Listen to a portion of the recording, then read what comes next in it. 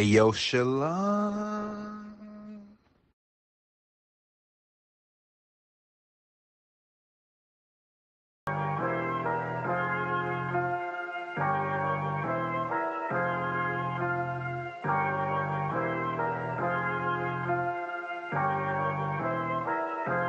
Shout out to all my IHWH warriors, man.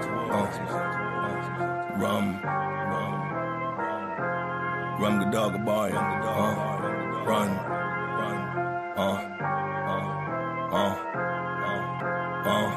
War. They said they got the time, boy, say no more.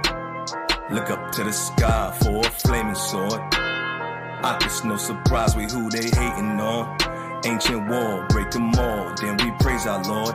See we them kings, we coming back, take everything, make it a stack. Ancient of days, painting the map, trusting the king, holy in black, twisting their brain, but it's a fact. This is the way, killing the chat, they are Josiah, chill them to ash, you'll see. One day, break down that cocaine, Diablo, jewelry, all day, propane, follows, coonies, sellouts, you'll reap sorrow. Nigga, they hate these promises. You'll be swallowed. It was getting scary, putting their head in the cemetery. By what they feed or you getting buried. Never been sweeter than Ben and Jerry's. Pray to the heavens, I'm military. Child of the east in my city near me. Drinking the grape cause I'm getting weary. YHWH, the glory glaring. War. They say they got that time, boy, say no more. Look up to the sky for that flaming sword. They done woke a lion, boy, we Davis boys. Look into our eyes, trust we players, boy. Look into our eyes, trust we players, boy.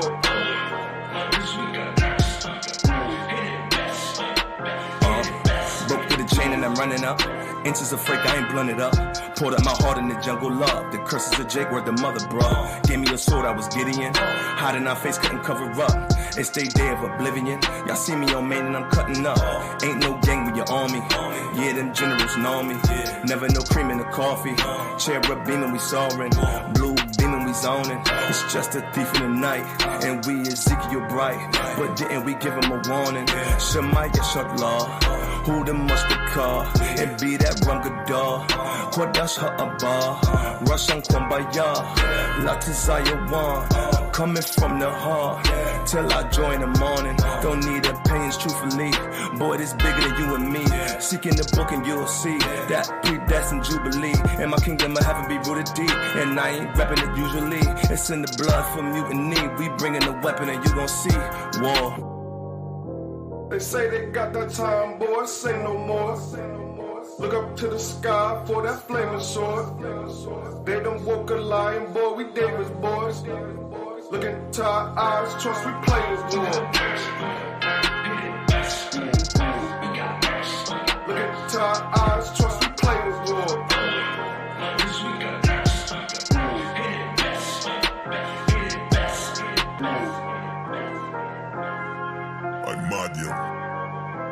SHAMI, YASHARAHLA, YHWH, AHLAHAYANAWA, YHWH, ACHAAD. Aman. Gadal, Gabaryam. Kana. Shaquat.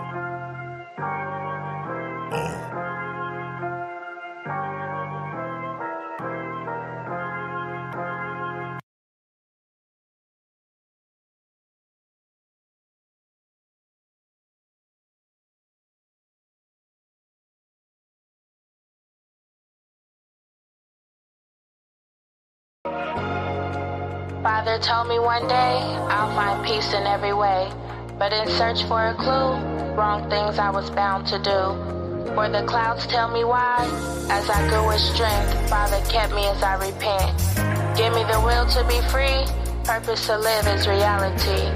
Find myself never alone, changes to come to make me strong. Gotta spread that word where them killers swerve. Embrace the pain in the midst of hurt. Broad is the way we took the narrow road. Took it on the chin, you can't knock me out. I'll be wrong if I let this shit slide. Yeah, we started from the bottom, Jacob's ladder we climbed. God's chosen, His precious design. Renew your mind and get better with time. My past filthy, no disinfect, casting down lies. The world out of course, and we got next. I'm bearing fruit till you see progress.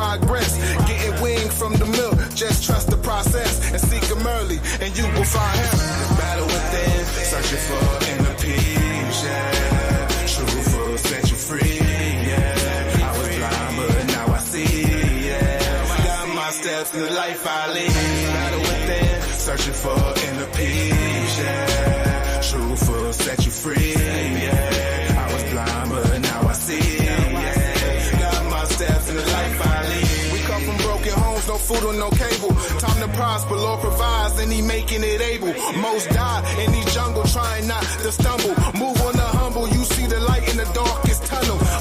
Hungry for the word, like my ribs be touching. You can see Him now, but who is you trusting? Turn nothing to something. Faith is the substance, like a shot clock above the game, we rising above it.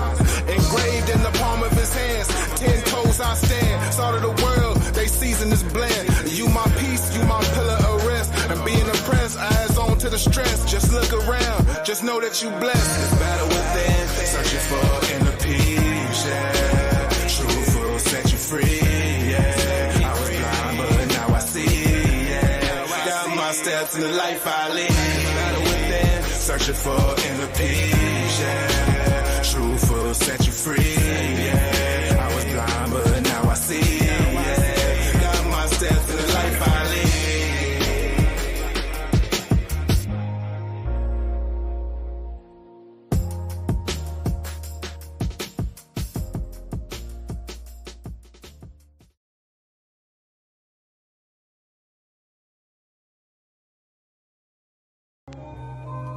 Vinyl genius. Wish I had Keep Sweat in the background, cause I'ma sweat on this one. I discern you remember that night in McCullough Park. Spoke to you, Lord, show me your face, show me who you are. I can endure the pain, trust. Look at all these scars, even pops withering away. I pour all my heart. Moms can't deal with me cause I chose all the wrong instead of right. Just wanna vibe, so have you heard of me? You open my eyes and I need surgery. I make me sick cause I felt you all the way. Was never atheist. These pages exit Jesus, I had to exit Jesus. Black men in America, yeah, you best believe it. Sounded hella Greekish, so when I saw your burnt feet, I could imagine Peter's. Chanel braided this woolly hair with melanated fingers. Gotta escape the preachers, find the ancient teachers. Endow me, please, with wisdom, Lord, from the gated kingdom. The one and only YHWH, yes, you gave me freedom. I'm on my exegesis. Every page I flip, eyes got smoke, tear to a drip. Lord, I'm on, thug to a prince. What am I holding? Who found me here when I was broke? Every page I flip, eyes got smoke, tear to a drip. Lord, I'm on, thug to a prince. What am I holding? Who found me here when I was broke? Yeah, salvation in Matthew 24. Swing chariot, swing low. Spreading light through the world on a couple primos. On my exegesis, niggas, I ain't Negro. I'm your chosen, felt it back and I'm eating cheese flow. Turn the mic up, turn they hype up, let the people go. Cause know this gospel here reveals y'all evils. Threw off that rock and wear it clear. No fooling me, oh, how about they know us? They hit us and choked us from the life we own once. So I spit like locusts, cause when you tied them ropes up and you had your hopes up, Yahweh looked down on us. Our power, that gold dust, your tower X'd in old dust. Like the ancient Egypt, can't you see your paraplegic heresies and fantasies? HBO, that canopy. And the ironic thing, nigga, I still can't believe. Exegesis.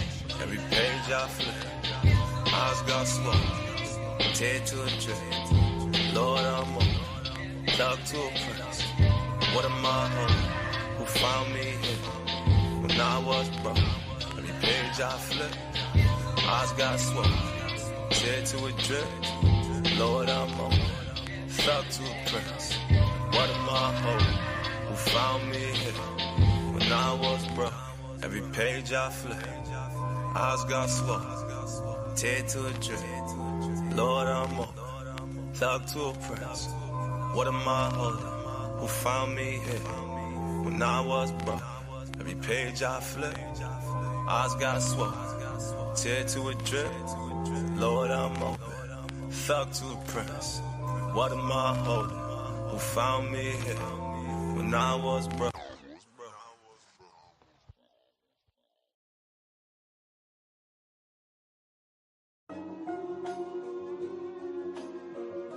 Yeah.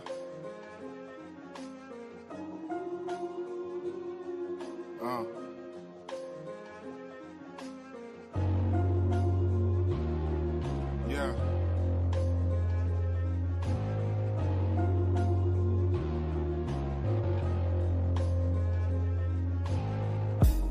When you see some light, that's a breakthrough. Concrete jungle, it's a damn zoo. Eyes wide, while they live on snooze. I'm hoping what you touch impacts some souls. Picture perfect, nigga, like a centerfold.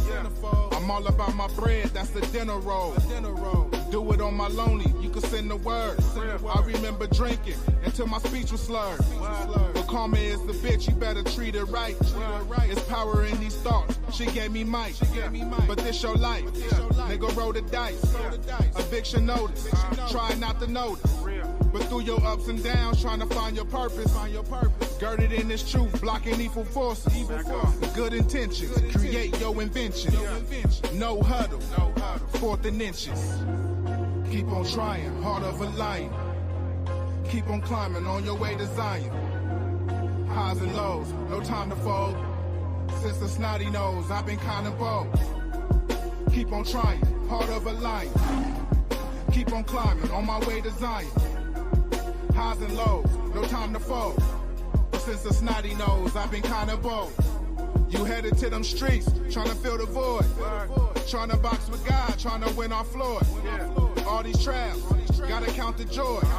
I lift my voice up like a trumpet though. Wash away these sins and these transgressions. Change your outlook, that's your only weapon. But we the black Jews, these is mental Jews. Trying to set a pace while they drive on cruise. Can't trust their actions, they intent is cruel. I'm from a sunny place where it's shady people. Erase your history and they say we equal. Do your all in this world, they make you feeble. Built these corporations, look how they treat you. Get up on your grind, I'm thinking ownership. I know your past mistakes equate to something better. He give visions to the blind, Helen Keller. Keep on trying, heart of a lion. Keep on climbing on your way to Zion. Highs and lows, no time to fold. Since the snotty nose, I've been kind of bold. Keep on trying, heart of a lion. Keep on climbing on my way to Zion. Highs and lows, no time to fold. But since the snotty nose, I've been kind of bold.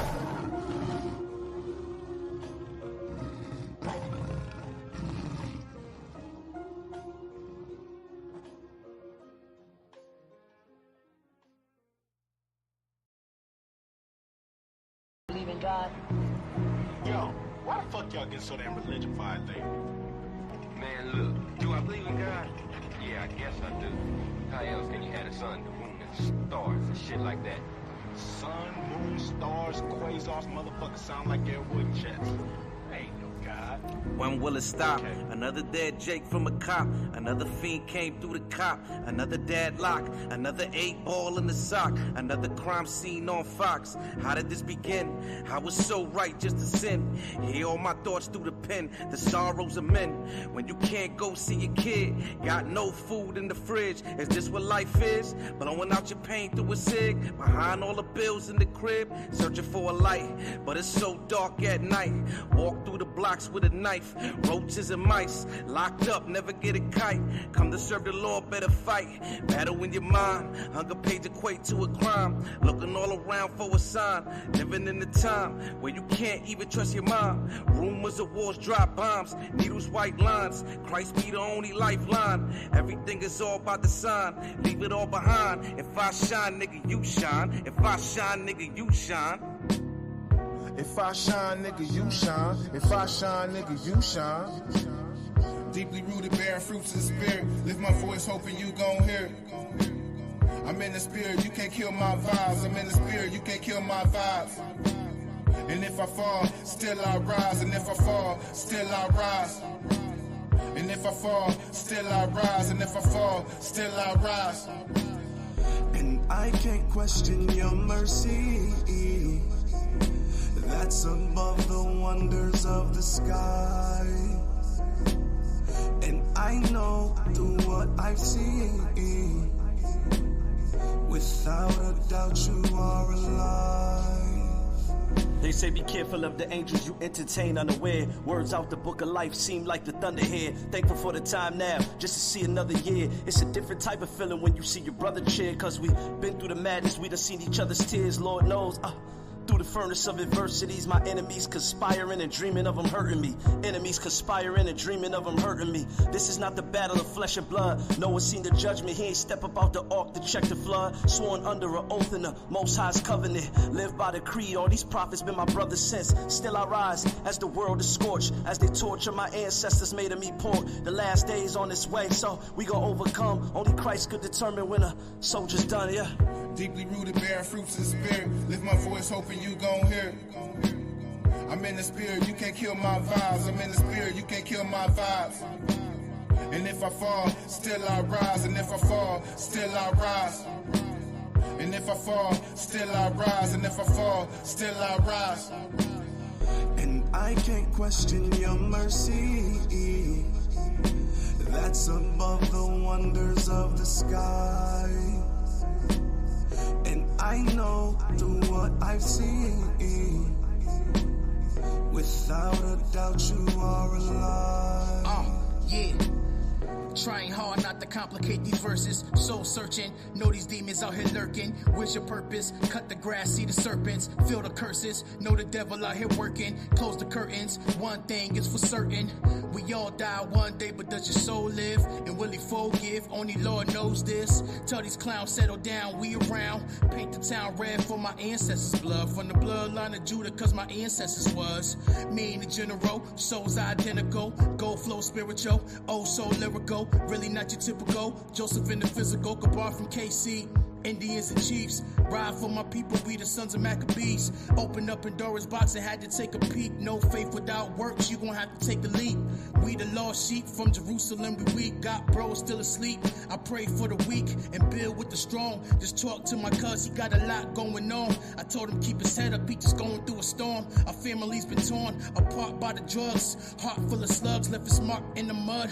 I was the love, surrounded by the hate. Made it this far by faith, mercy and grace. Yeah. Made it this far by faith, mercy, and grace. Deeply rooted, bearing fruits in the spirit. Lift my voice, hoping you gon' hear it. I'm in the spirit, you can't kill my vibes. I'm in the spirit, you can't kill my vibes. And if I fall, still I rise. And if I fall, still I rise. And if I fall, still I rise. And if I fall, still I rise. And I can't question your mercy. That's above the wonders of the sky. And I know through what I've seen, without a doubt you are alive.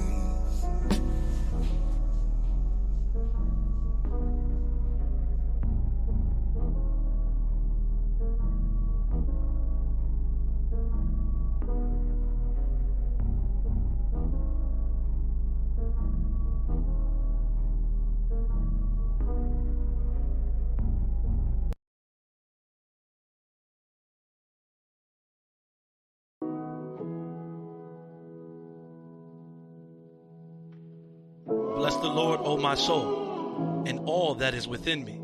Bless his holy name. Bless the Lord, O my soul, and forget not all his benefits, who forgiveth all thine iniquities, who healeth all thy diseases, who redeemeth thy life from destruction, who crowneth thee with loving kindness and tender mercies, who satisfieth thy mouth with good things, so that thy youth is renewed like the eagles. Things that I endure feel like they damn near killed me. And I lived it dolo, I don't want nobody near me. Broken hearted hearing that my brother pleading guilty. Just another circumstance, a world so filthy. KB got pitched the feds, said that he was out of bounds. Handful of charity for him, there was not a sound. Acting out in school, parents beefing, fathers not around. If you dream to fly high, the hood niggas shot you down. Lord, give me strength, I've been patient and I'm waiting. Through the wiles of the devil, I've been battling with Satan. I said, let it to my sons, give you something that'll bless your soul. Patience is a virtue, value close, and it's next to gold. Plan to reach the hoods that's close to us, even Mexico. If you take this oath, it ain't no flaking, we gon' step for show. Father, see my enemies surround me, would you bless my soul? Father, see my enemies surround me, would you bless my soul?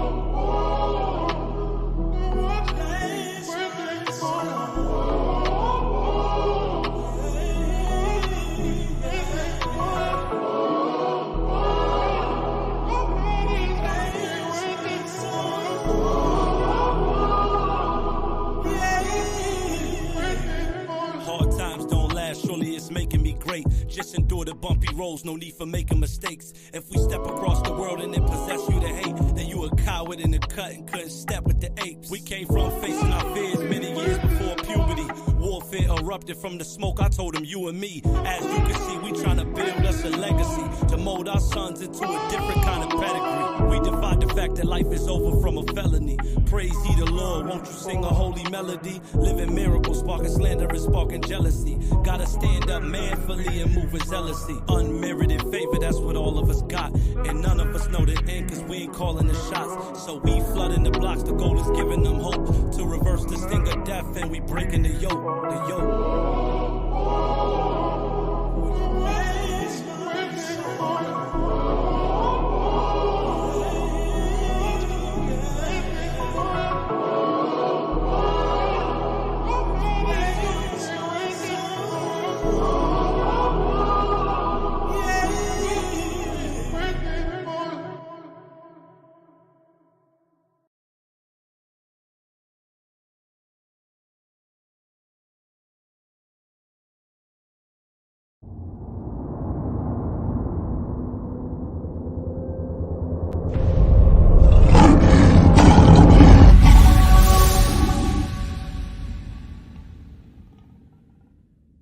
Said I'm not coming in peace, I'm coming with a sword. And we God is gonna come with fire, man. That's what's coming to this place. Fire. That's not happening about the various slave trades that established everyone else's economy. This devil knows he has but a short time, and he's shaking in his boots. And this place has done evil that you can't imagine. And it is not just this place. Because we in the midst of darkness. Right? So if you eat consciously enough, you'll be aware of every single thing you put inside yourself.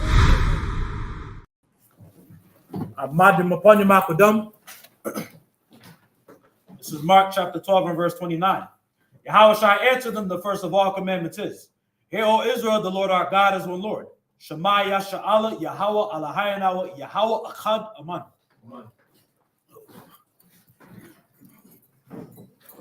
All right, shalom, shalom. How y'all brothers doing today? Yeah, it's a lot, man. Recovering. Anybody got any before I get into it, any quick current events? And then we're gonna get into some quick little mini Q&A. If anybody in the chat got questions, y'all can start dropping them now. And then after the classroom, I deal with the chat. And I answer to the best of my abilities. To the best of my abilities. And nobody got questions? Everybody know everything? Okay, good, Sean. What's up? Before I had a quick current event though. Yeah, bring that up. About I think it's in New Hampshire. They opened this. They opened a diaper daycare for adults. You see what I'm saying? So they got Hold on, what? A diaper daycare. A diaper daycare for grown ass men and women that want to cuddle, do playtime, have snacks. And it's these filthy, disgusting Edomites. I can just imagine what that place smells like. This has been a thing in England. There's been a thing where they do like. So like, it's like you go. Why there, they got diapers on though? It's this new trend. I don't know. They got demons, man. That's what it is. But it's this thing where like it's kind of like it's kind of like furries, where they dress up like animals and shit like that. Now they do with man fornicator like he talk. Yeah, that's the thing. It's I got the flurries. But it's like they do it for like different things. Like you saw the video with the dude that paid $1,000 to look like a dog. Like you couldn't tell it was. What do you mean he paid $1,000 to look like a dog? For the costume. Like you see him walking on the street, look just like a dog. And he gets walked, he gets petted, and this dude make no.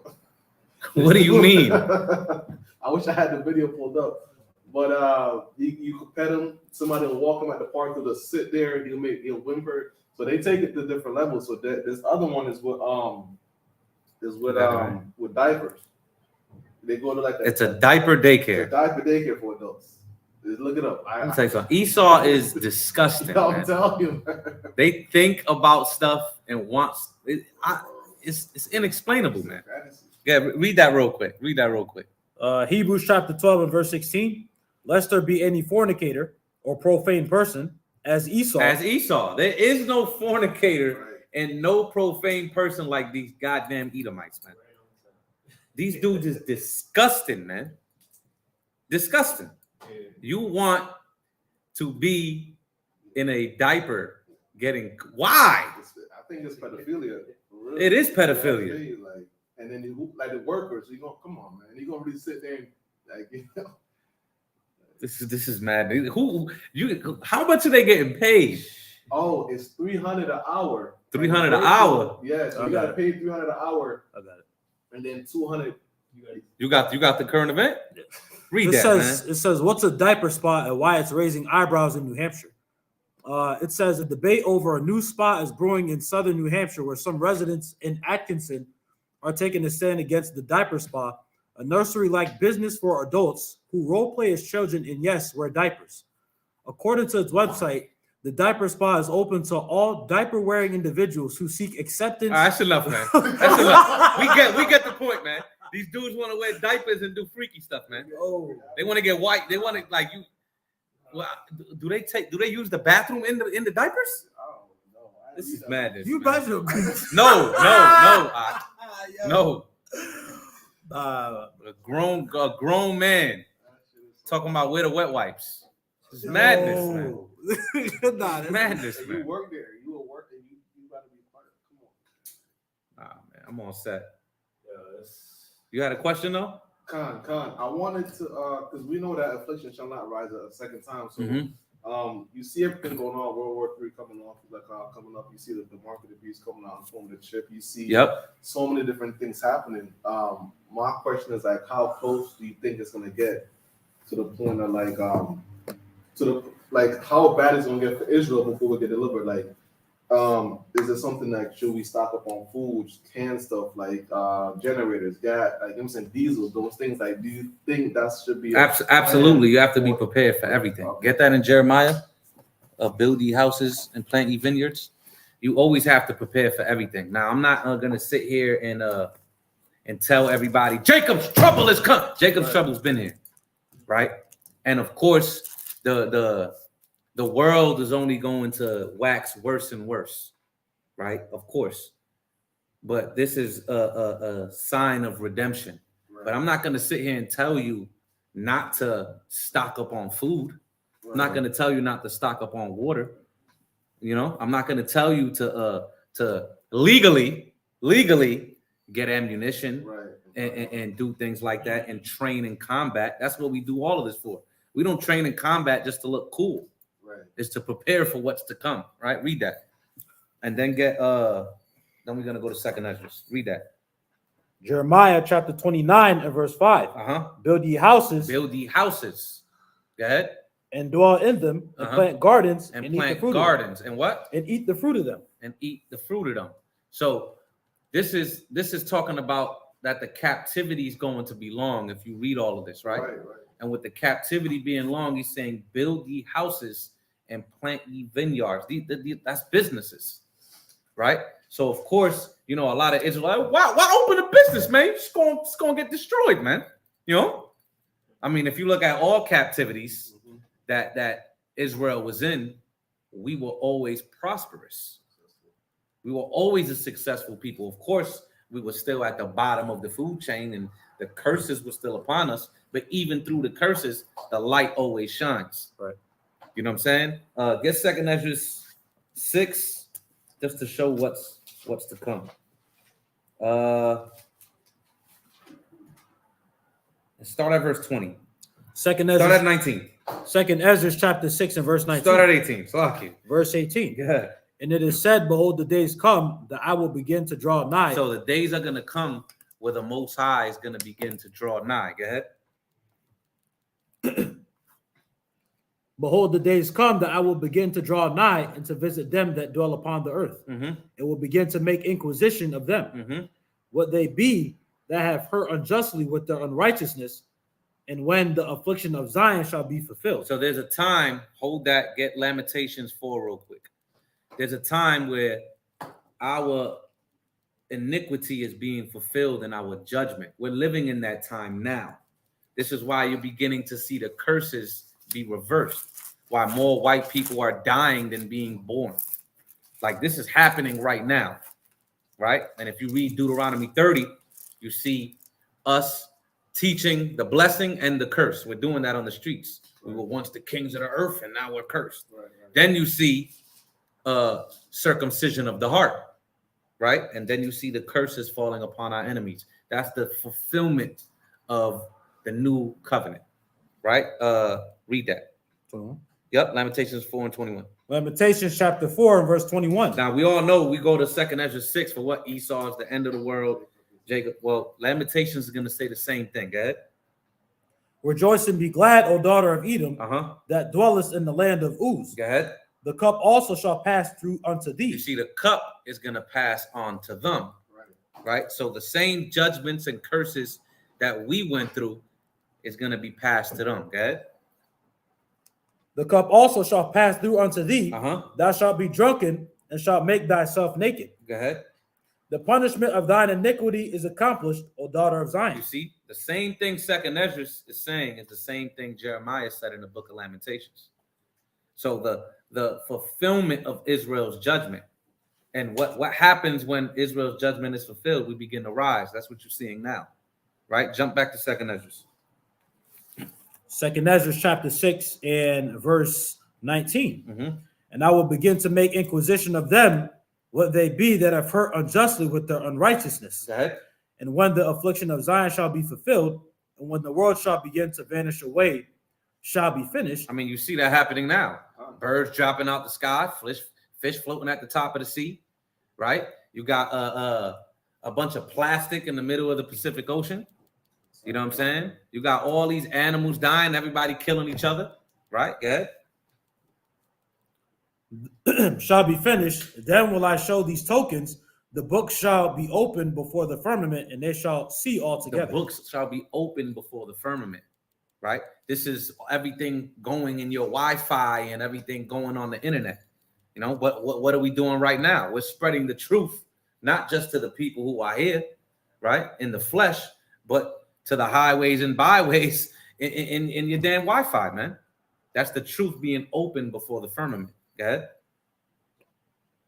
And the children of a year old shall speak with their voices, and the women with child shall bring forth untimely children of 3 or 4 months old, and they shall live and be raised up. Now, these are talking about the prophets being reborn, right? So this is why they're let me read it, right? Bring forth untimely children 3 or 4 months old. These are children who are above what they're actually being born at. You understand? And this is the second generation after the truth has came out, right? And I could go through a bunch of precepts, but I'm you know what I'm saying? This is an entire breakdown in itself. Keep reading. That's why it also says, and they shall live, right? And you know, the valley of dry bones coming back to life. Okay, keep reading. And suddenly shall the sown places appear unsown. Now, this is what is to come. The sown places are going to suddenly be unsown. Read the next one. The full storehouses shall suddenly be found empty. And the full storehouses shall suddenly be found empty. That's your supermarkets. So, of course, if the prophecy says the storehouses are going to be found empty, what do I look like as somebody that blows a trumpet and is a witness to this to tell you not to stockpile? Of course. Right. Stockpile.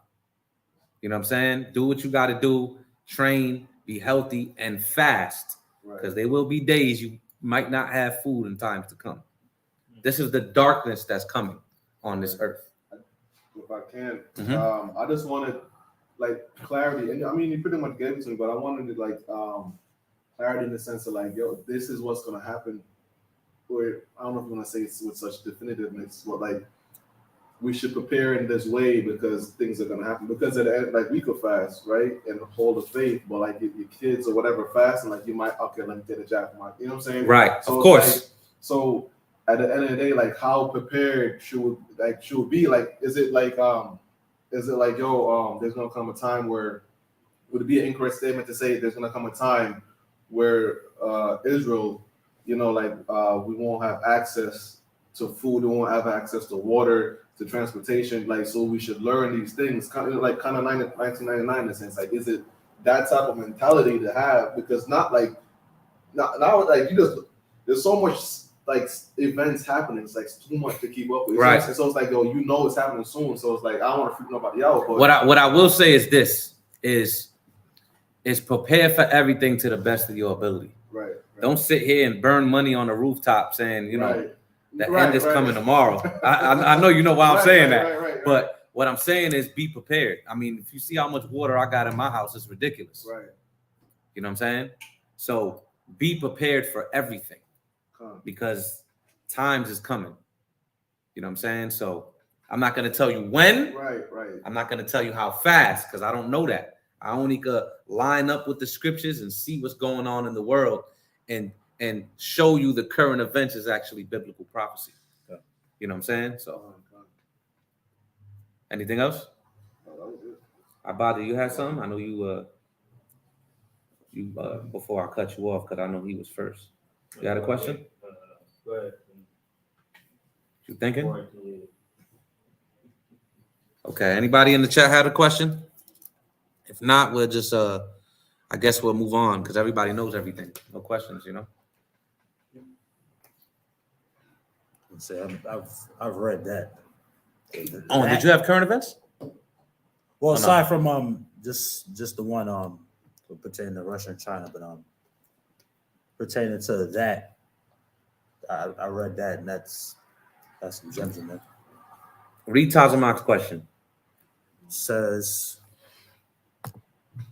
I have a question about the rapture doctrine. I see that they get from 1 Thessalonians 4:17, but I know the dead body isn't a dead body. How do we debunk the rapture doctrine? Well, that's when you have to understand the complete thing of the rapture doctrine. The rapture doctrine is not just people floating up, right? Get that in 1 Thessalonians first. It's not just people floating up. Then there's also a 3.5 year persecution. It goes into the Antichrist. So the rapture doctrine is not one verse. The rapture doctrine is a little booklet of a bunch of verses. I actually have a book, a little tiny book on it, on what they teach. So read that first. 1 Thessalonians chapter 4 and verse 17. Mm-hmm. Then we which are alive and remain shall be caught up together with them in the clouds to meet the Lord in the air, and so shall we ever be with the Lord. Now this is talking about the chariots. Get that in Isaiah. You know what I'm talking about? To the indignation pass. Yep. You know what I'm talking about? Get that. So this is talking about the redemption of Israel, primarily in the land of the north, being America, going up into the chariots. That's what this is talking about. See, the rapture doctrine is not teaching the full truth of what this scripture is talking about. So I'm gonna just teach on 1 Thessalonians, right? I'm gonna actually teach a class on the full thing of the rapture doctrine. Now that you say that, that'll be a good class. Go ahead, read that. Isaiah chapter 26 and verse 20. Yep. Come, my people, enter thou into thy chambers. Enter thy chambers. Go ahead. And shut thy doors about thee. Hide thyself as it were for a little moment until the indignation be overpassed. Until the indignation be overpassed. That's talking about the nuclear destruction that's going to come on America. That's when the redemption is going to come to the children of Israel. Right? Get as birds flying in Isaiah. That's exactly why he sits next to me. You see that? You know what I want. That's birds flying. Yep, read that. Isaiah chapter 31 and verse 5. Go ahead. As birds flying. As birds flying. This is talking about the chariots and the UFOs. Go ahead. As birds flying, so will the Lord of hosts defend Jerusalem. Defending also, he will deliver it, and passing over, he will preserve it. You see that? So as birds flying, he's going to deliver Jerusalem. Now get Wisdom of Solomon 5. Just to show you that what 1 Thessalonians 4 is talking about is the redemption of the chariots. Get that? Then I'm gonna go to one more precept, and then I'll go to the next question. Go ahead. Wisdom of Solomon chapter 5 and 1. 5 and verse 1. Then shall the righteous man stand in great boldness before the face of such as have afflicted him. You see that today, right? Go ahead. And we made no account of his labors. When they see it, they shall be troubled with terrible fear. See, when they see it, they're going to be troubled with terrible fear. Go ahead. And shall be amazed at the strangeness of his salvation. They're going to be amazed at the strangeness of the children of Israel's salvation. That's the UFOs and God's chariots coming to redeem his people. Right? Now get Acts 1. Start at verse 9. Acts chapter 1 and verse 9. Go ahead. And when he had spoken these things while they departed, he was taken up, and a cloud received him. You see that? He was taken up in a cloud. This is talking about Yahushua. So Yahushua was taken up in a cloud and received him out of their sight. To understand what this cloud is, go to Psalms 104 and 3. Psalms 104 and 3. Psalm chapter 104 and verse 3. Go ahead. Who layeth the beams of his chambers in the waters, who maketh the clouds. Who maketh the clouds, go ahead. His chariot. His chariots, his vehicles. That's what a chariot means. His vehicles, right? So God, what a lot of times through the parables of the scriptures, he's explaining a cloud as being a chariot. Con? All right, go back to Acts. Now jump down to verse, matter of fact, just keep reading, verse 10. Verse 10. And while they looked steadfastly toward heaven as he went up, behold, two men stood by them in white apparel. These are angels. Go ahead. Which also said, ye men of Galilee, why stand ye gazing up into heaven? This same Yahushua, which is taken up from you into heaven. So the same Yahushua, which was taken up into heaven, go ahead, shall so come in like manner as ye have seen him go into heaven. So the same way he left is the same way he's going to return. That's what this is saying. So he left in a cloud, in a chariot. He's returning in the chariots. And that's going to be the strangeness of the children of Israel's salvation. Right? That's what 1 Thessalonians 4 and 17 is talking about. Us being received into a cloud. It's not just people floating out of nowhere, and all you see is clothes there. You ever seen a rapture movies? And it's just clothes there. Oh my God, I didn't make it. Then they go through 3.5 years of tribulation, the Antichrist and war and all this nonsense, man. You know what I'm saying? So that's a very good question. Very good question. See what else is here for me.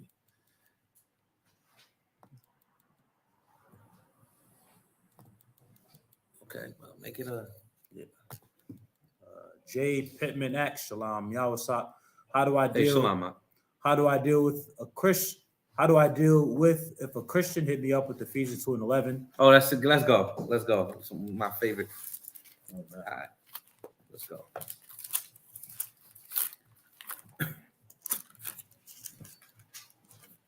Read Ephesians 2 and 11, and then I'm gonna teach. Read it all the way through.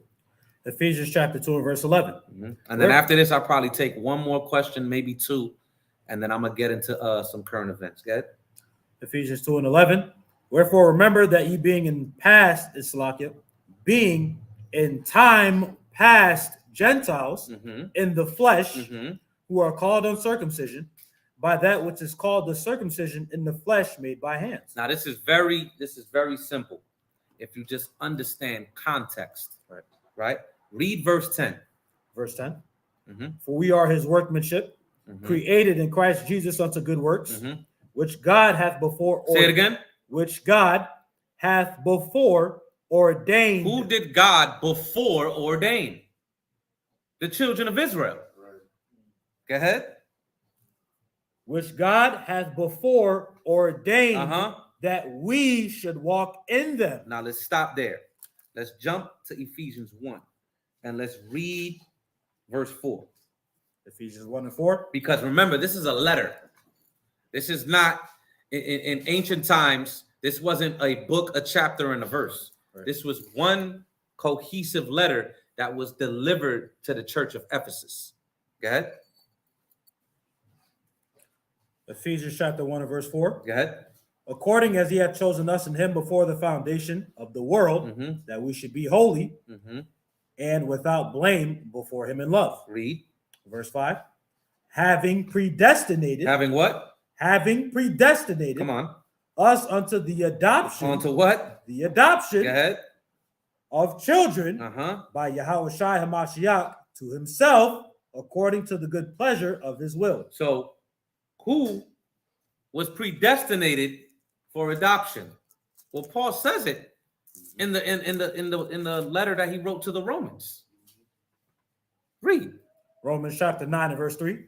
For I could wish that myself were accursed from Christ for my brethren, my kinsmen, according to the flesh. No, according to the spirit. According to the flesh. No, I can morph and just become an Israelite. My kinsmen, according to the flesh. Come on. Who are Israelites. Who are what? Who are Israelites. Who are Israelites. Go ahead. To whom pertaineth the adoption. The what? The adoption. Well, it says it right there. The Israelites pertain the adoption.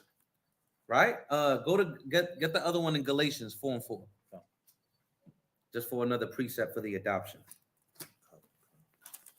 Galatians 4 and 4. And then we're going to go back to Ephesians. Galatians chapter 4 and verse 4. Go ahead. But when the fullness of the time was come, God sent forth his son, made of a woman, made under the law, to redeem them that were under the law. To redeem them that what? Were under the law. Come on. That we might receive the adoption of sons. Who was under the law? Who's going to receive the adoption? This is simple, right? It's really simple. Now go back to Ephesians and start at 2. 2 and 1. Watch this. Ephesians chapter 2 and verse 1. And you he hath quickened who were dead in trespasses and sins. So who was dead in trespasses and sins? Israel, because who was given the law? Israel. Psalms 147. I can keep going. Right? Just giving you simple scriptures. Go back to Ephesians 2 and 1 now. 2 and 11. I'm sorry. We're going to read it again. Ephesians chapter 2 and verse 11. Yep. Wherefore remember that ye being in time past Gentiles in the flesh. So how can you be in times past a Gentile in the flesh? And it's crazy he's bringing this question because, you know, this is exactly what I'm teaching on at the end of the class, right? I'm actually going to touch on this, right? So Jay, you should stay here to the end of the class and get more edified on it, right? Go ahead. Ephesians chapter 2 and verse 1. No, go to 11. Verse 11. Yes, sir. You good. Wherefore remember that ye being in time past Gentiles in the flesh, who were called uncircumcision. So they were called uncircumcision. Go ahead. Called uncircumcision. Come on. By that which is called the circumcision in the flesh made by hands. So who were the people that were called circumcision in the flesh made by hands? These are the people that dwelt in Judea, the Jews. While the people that were outside of the land, they were sitting here calling them the uncircumcision, right? Get Ezekiel 11 and 15.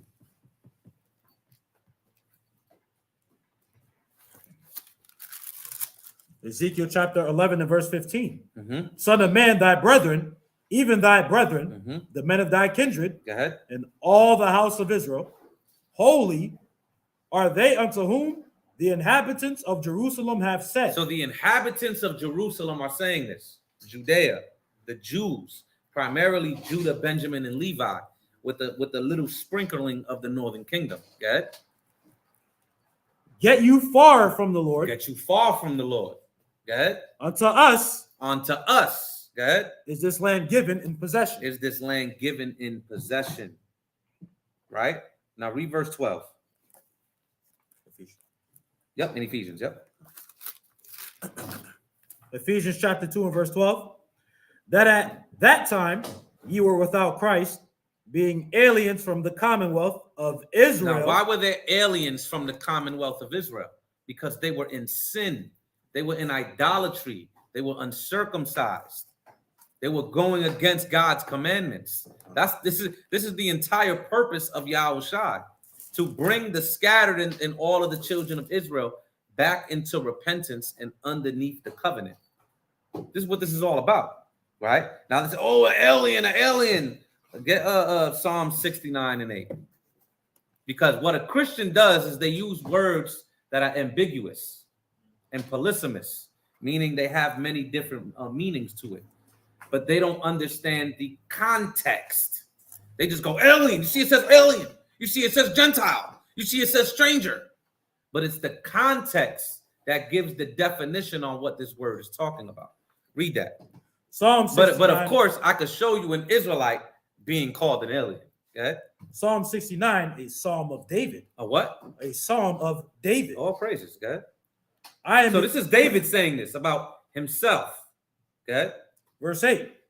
I am become a stranger unto my brethren, Uh-huh. and an alien unto my mother's children. So this is the king of Israel saying this. So if the king of Israel can say this, you have something?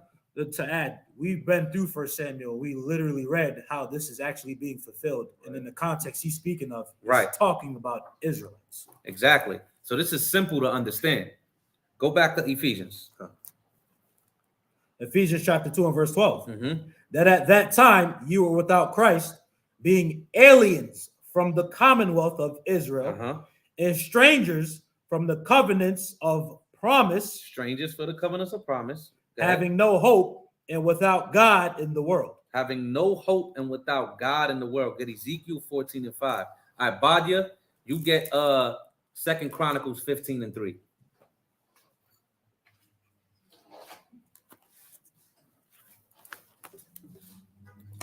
This is Ezekiel chapter 14 and verse 5. Go ahead. That I may take the house of Israel in their own heart, because they are all estranged from me through their idols. They are what? Because they are all estranged from me through their idols.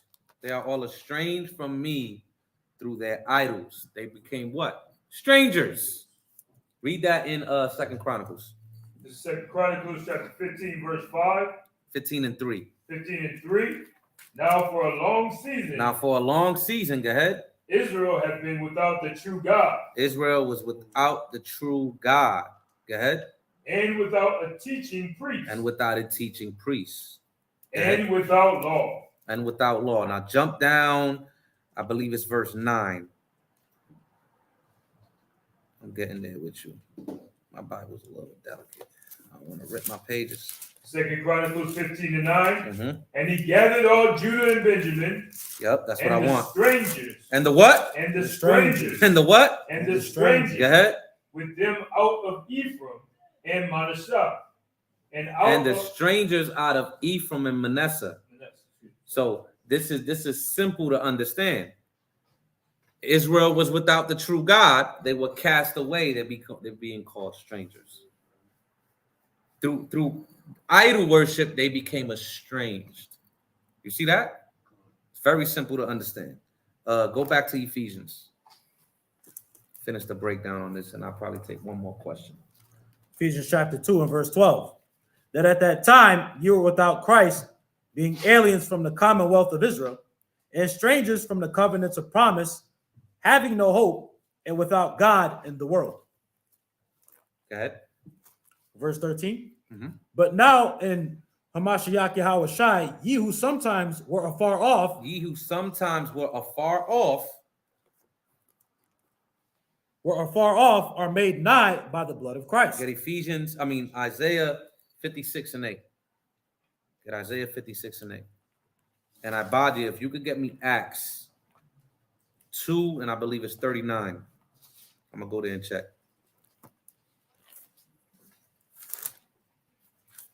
Isaiah chapter 56 and verse 8.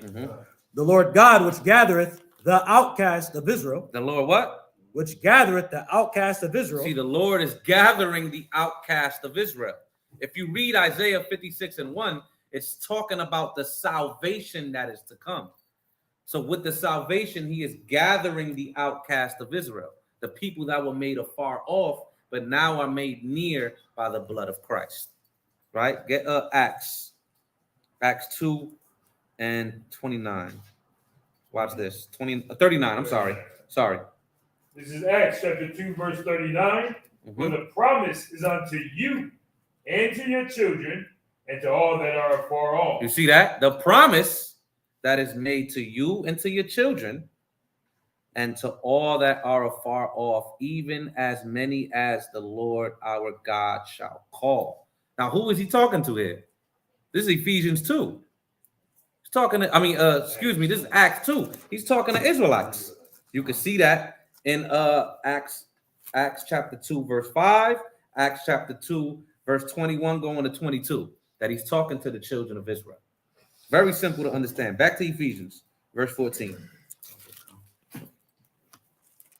Ephesians chapter 2 and verse 14. For he is our peace, who hath made both one, and hath broken down the middle wall of partition between us. So broken down the middle wall of partition between us. Why do you think it talks about the breaches of the house of David, or the tabernacle of David shall be built up? These are the beefs between the kingdoms and between the tribes. That's the middle wall of partition. Go ahead. Having abolished in his flesh the enmity. Excuse me. You see how it says, for he is our peace, who hath made both one. Ezekiel 37 and 22. Read that. Watch this. See how the Bible just explains itself? Ezekiel chapter 37 and verse 20. Verse 22. Verse 22. And I will make them one nation in the land upon the mountains of Israel. And one king shall be king to them all. YHWH. Go ahead. And they shall be no more two nations. See, that he made both one. They're not going to be no more two nations. Go ahead. And there shall be no more two nations, neither shall they be divided into two kingdoms anymore at all. Now, he also said, I believe it was verse 19. Jump down to 19. Ephesians chapter 2 and verse 19. Now, therefore, ye are no more strangers and foreigners, but fellow citizens with the saints and of the household of God. Well, the context explains who the foreigners and the strangers were. It's talking about the children of Israel. Let me show you something. Get First Peter's. I did this not that long ago. Get First Peter's 1 and 1.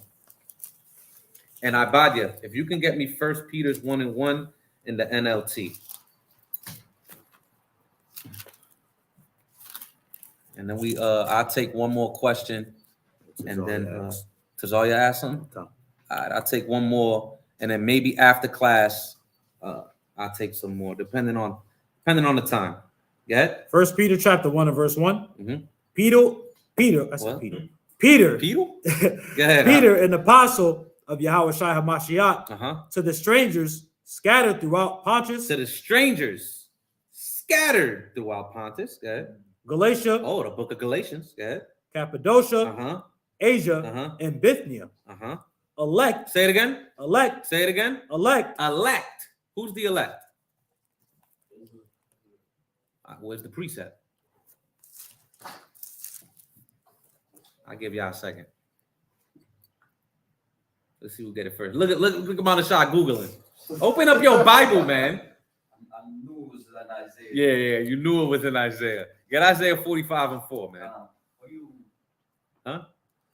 Yeah, because I know that precept. That was the one.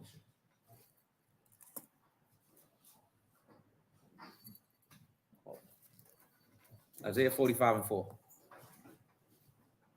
This is Isaiah chapter 45, verse 4. Go ahead. For Jacob, my servant state, and Israel, mine elect. There you go. Now, I'm going to show you something, right? You see how it says strangers here. So Israel was considered strangers by the people of the land. Right. But get it in the NLT. This is 1 Peter chapter 1, verse 1 in the NLT. This letter is from Peter, an apostle of Jesus Christ. I am writing to God's chosen people. So even if they try to push against you, like, no, it says strangers there. It says strangers there. Well, let's just read some other translations. It says God's chosen people. Right? So the strangers are God's chosen people. Who's God's chosen people? That's easy. Everybody knows those precepts, right? Get it in the GNT. Right? Kawan's favorite. Kawan in here? This is Kawan's favorite. You see him on Instagram, everything is the GNT. I'll be like, this guy, man. I never should have put him on, man. On a shot. With devil's advocate. What if they say the Gentiles could be part of God's chosen people? That's what we're breaking down right now. Listen to the precepts, my good brother. Look at them cheesing back there. You're not a good devil's advocate. That was bad. Go ahead. Read that in the GNT.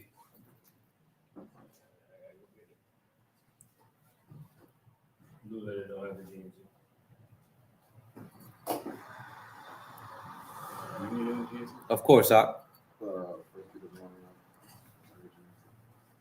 got on the GNT? Somebody quicker with the iPhone. Quicker with the iPhone.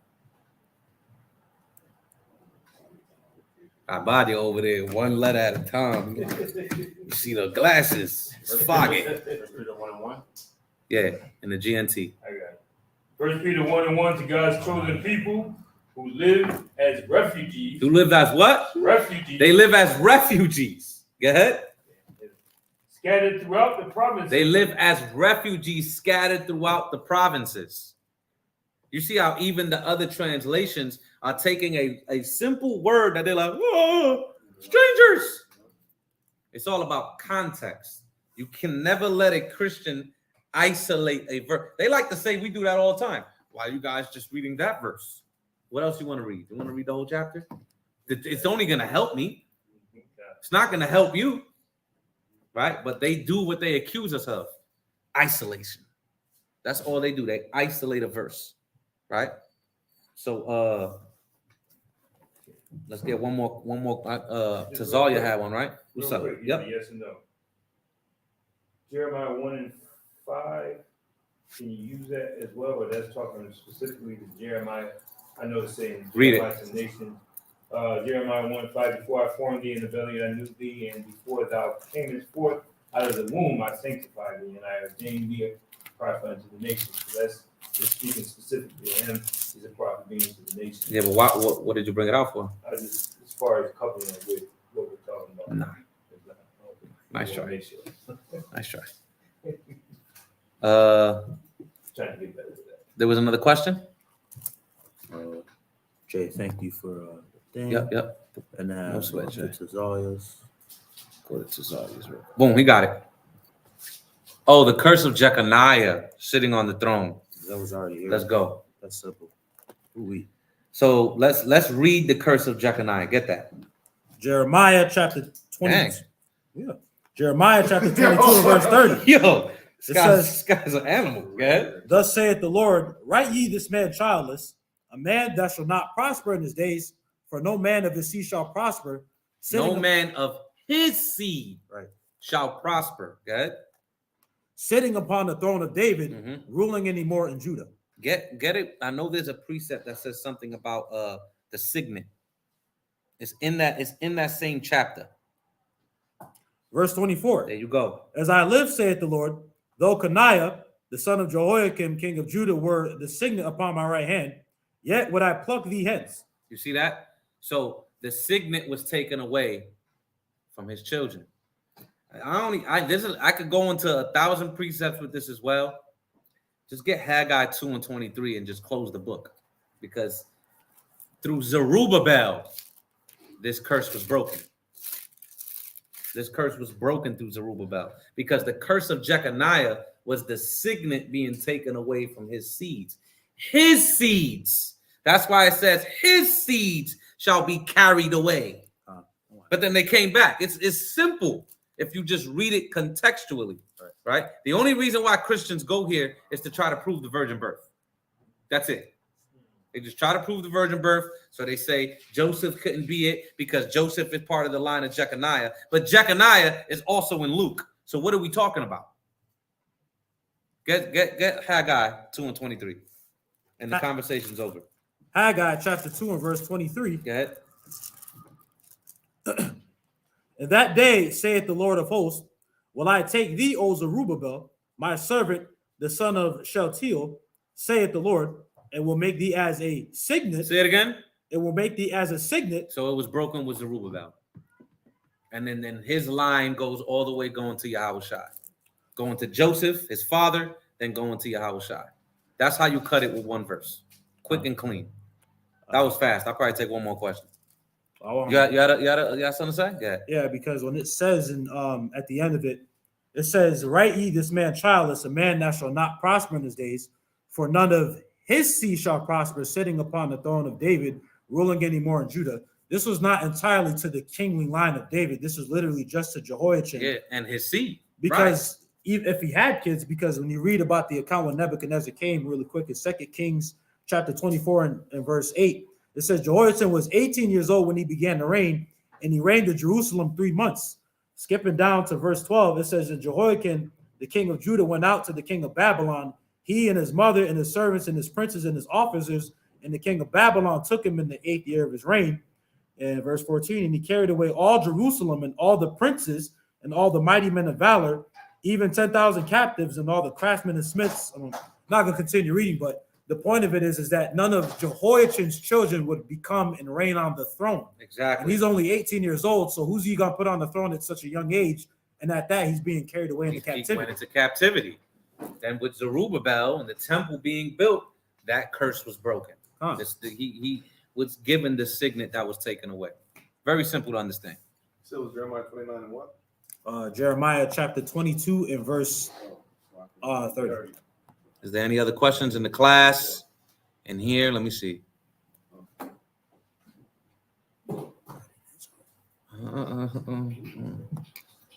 We are not talking about that. KB, yeah, we'll probably take some questions at the end if you have any.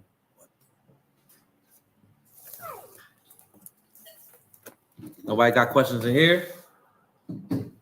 Everybody knows everything, right? All praises. Clap it up. All right, let's go into the first video, Apayat. Go into the video. We're going to talk a little bit. We're going to touch on a little bit on the hypocrisy of Christianity, because the Christian churches love to talk about the Israelites, right? We're filled with hate. You guys are like the black KKK and goddamn crazy. They love talking about us. They make rooms about us on Clubhouse, videos about us on YouTube. They create Christian seminars to learn how to combat us. They put us in movies to create a certain image of us through propaganda. They just hate our stinking guts. All right? This is what they continue to do, right? But I'm going to show you how these people are hypocrites, man. Complete hypocrites, right? Get that video up, Abaya. This is the Fair Use and Copyright Act. Copyright law states that fair use for purposes such as criticism, comment, news reporting, teaching, including multiple copies for classroom use, scholarship, or research, is not an infringement of copyright. You're welcome.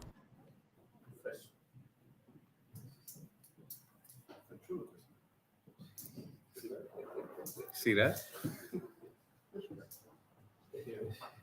See if you can put it on the whole screen for now. It's a short video.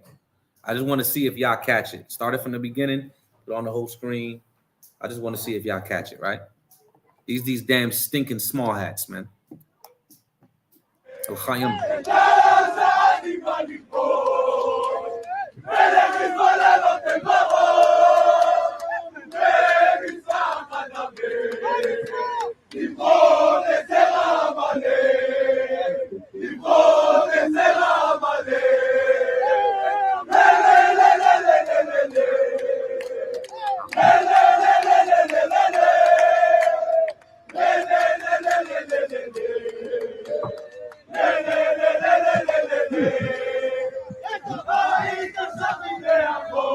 All right, take these guys off, man.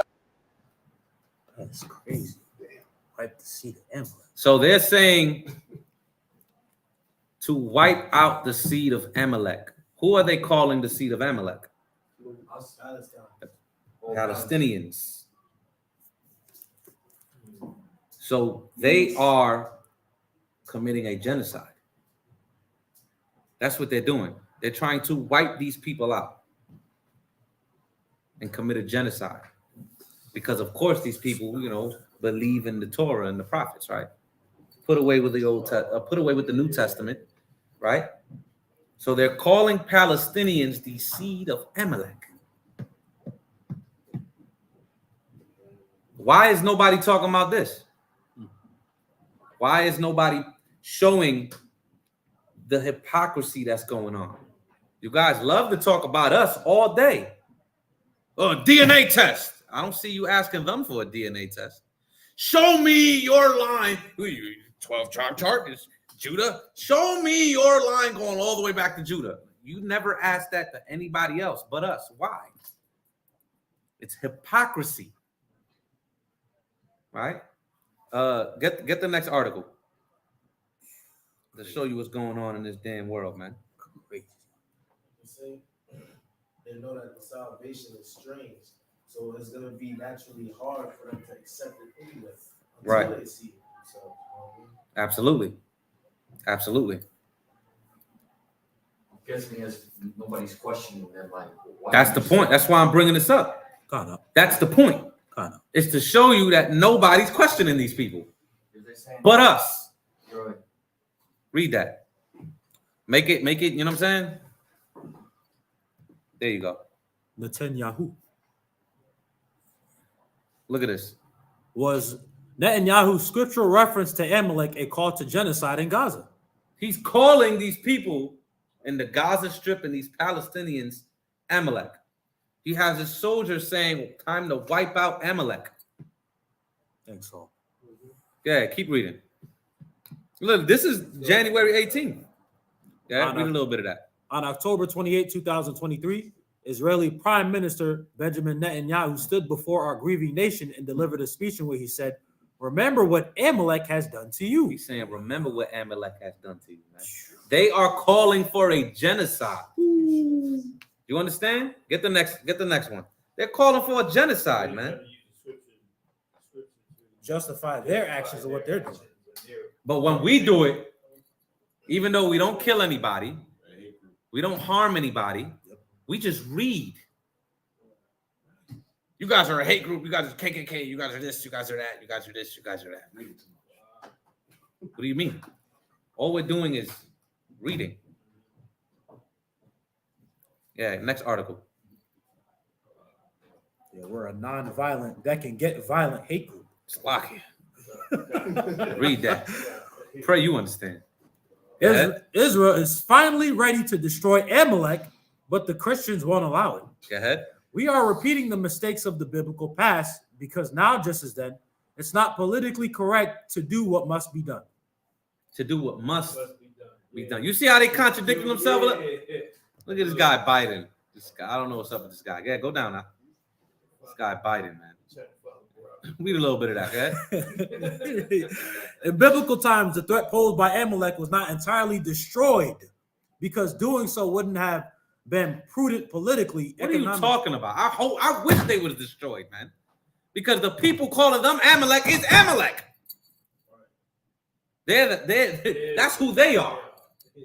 But then they're pointing the finger at Palestinians and saying they're Amalek. It's time to wipe them out. But nobody's talking about this. We waiting for the Most High. We like, listen, judgment is coming. They're taking it upon themselves. You see that? Get the next one out. We read this, guys. They coming with precepts. They said they got the precept packet with the strings on the shirts. Like it. Yeah. So I brought this up for a reason, right? Look, you should look up David Ben Gurion, right? He has a book. I actually think the book is, if not, it's in my house. It's called Jews in the Land, right? Very good book. And he shows you how pretty much the people that are calling themselves Jews now are not the true Jews. How the white man is Esau. He's showing you that. I didn't write this, right? They did, right? Get that precept. Their tongue, yeah, that book right there. Fall upon themselves? Yeah, tongue shall fall upon themselves. Go to the next article. I just wanted to show y'all that. Y'all should look him up. And look, he was a prime minister in Israel, by the way. And he says we ain't the real Jews. Before we get that, read that precept. Psalm chapter 64 and verse 8. Go ahead. So shall they make their own tongue to fall upon themselves. They're gonna make their own tongue fall upon themselves. That's why they hate when we read. That's why in the 70s they passed a law that they're going to change all of the history books. And that's why after the 70s, a lot of the history begins to change. A lot of the etymology of words begin to change, and all of these things begin to happen. Right? That's why books before that, oh, that's old. It's old, but it's look what it's saying though. You know what I'm saying? Yeah. Sort of the primary resources is the older it is, that's more close to their. Absolutely. Absolutely. Gary, read this. We ain't trying to sign up, man. It declined. Israeli forces dressed as civilian women and medics. Look at the extent that these Israelis are going to fulfill their mission of wiping out Amalek, man. Read that.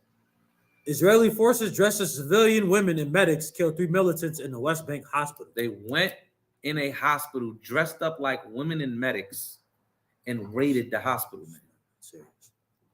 That's what they did. Go ahead. Read a little bit of it. Israeli forces disguised as civilian women and medics stormed a hospital Tuesday in the occupied West Bank, killing 3 Palestinian militants in a dramatic raid that underscored how deadly violence has spilled into the territory from the war in Gaza. Prime Minister Benjamin Netanyahu meanwhile ruled out a military withdrawal from Gaza and the release of thousands of jailed militants. Hamas made 2 demands for any ceasefire, casting doubt on the latest efforts to end the war that has destabilized the broader Middle East. So you could go on to the next article. That's just showing you the extent on what these people are going to fulfill their mission, man. But nobody's talking about this. They literally want to do a genocide on these people, man. Look at something else, right? In the church itself. Read that. Says Pope approves blessings for same-sex marriage couples that must not resemble marriage. Y'all heard of this? The Pope is blessing the LGBT to marry within their church. But we the hate group. We don't know what we talking about. We a cult. We're heretics. You got to believe in the Trinity. All nations can be saved. Why don't we all just love each other? Forget about the past. This is what they tell us, right? Go to the next article. Just showing you the hypocrisy in these people, man.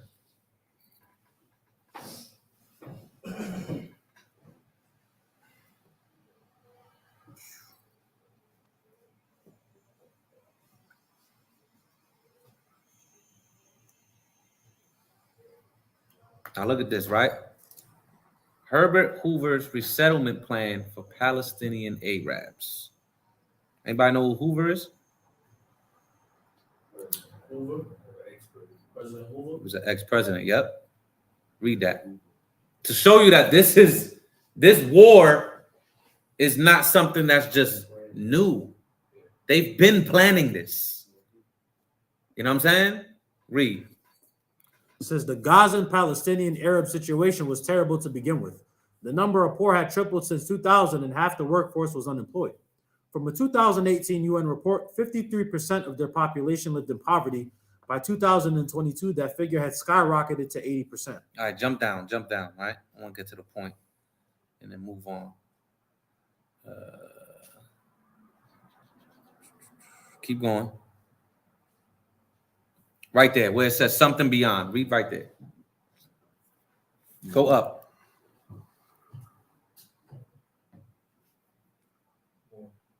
Right there, something beyond.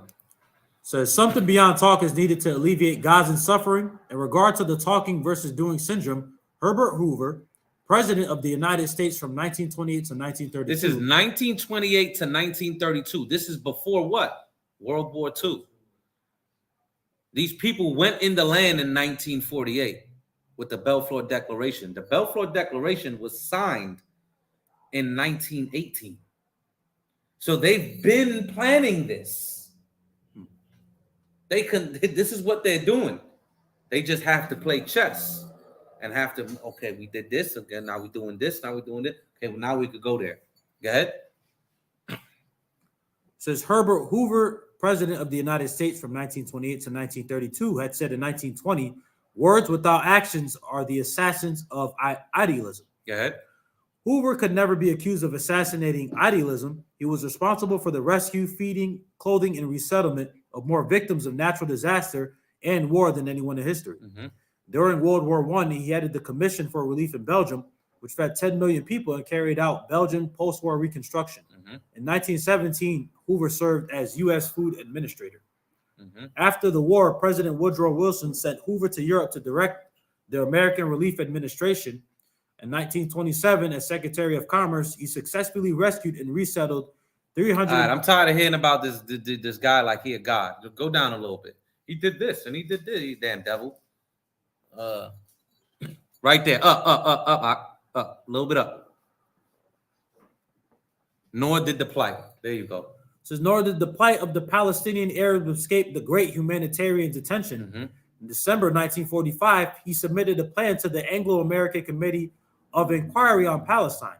Hoover said it was a process by which both Jews and Arabs would benefit materially and could be instrumental in settling the Palestine question and improving ample Jewish refuge. He insisted that it offered a constructive humanitarian solution, and the committee agreed that the proposal merited careful study. What Hoover proposed was that Iraq be made the scene of resettlement of the Arabs from Palestine, and this for their immediate relief and long-term benefit. So he's saying we got to move these people outside of there so the Jewish refugees from World War II can go there and settle. So these are plans that's been going on, or going all the way back to the 1800s. I could show you. Right? Go to the next one. Next article.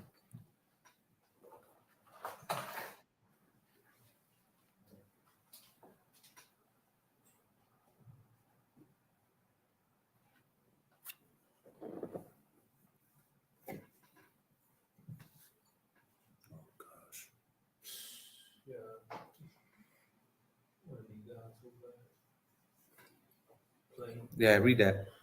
Elon Musk announces first person received Neuralink microchip in brain. Go ahead. Says in the post on X, Elon Musk, the founder of Tesla, Starlink, and Neuralink, received the first human patient has received a Neuralink brain implant. Musk stated the first human received an implant from Neuralink yesterday and is recovering well. The Neuralink founder continued, initial results show promising neuron spike detection.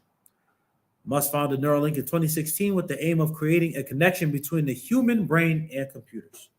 Go ahead.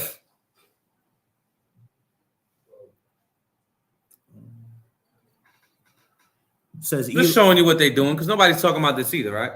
Nobody's talking about the neurology and the biometrics and the eye scans and the microchips, and nobody's talking about that. You know, just hate the Black Hebrew Israelites. Go ahead. It says Elon Musk, Neuralink's billionaire founder, said the first human received an implant from the brain chip startup on Sunday and is recovering well. In the post opens new tab on social media platform X on Monday. The U.S. Food and Drug Administration had given the company clearance last year to conduct its first trial to test its implant on humans. Initial results show promising neuron spike detection, Musk added. So you see, they're actually testing this on humans. You know, this is happening as we speak.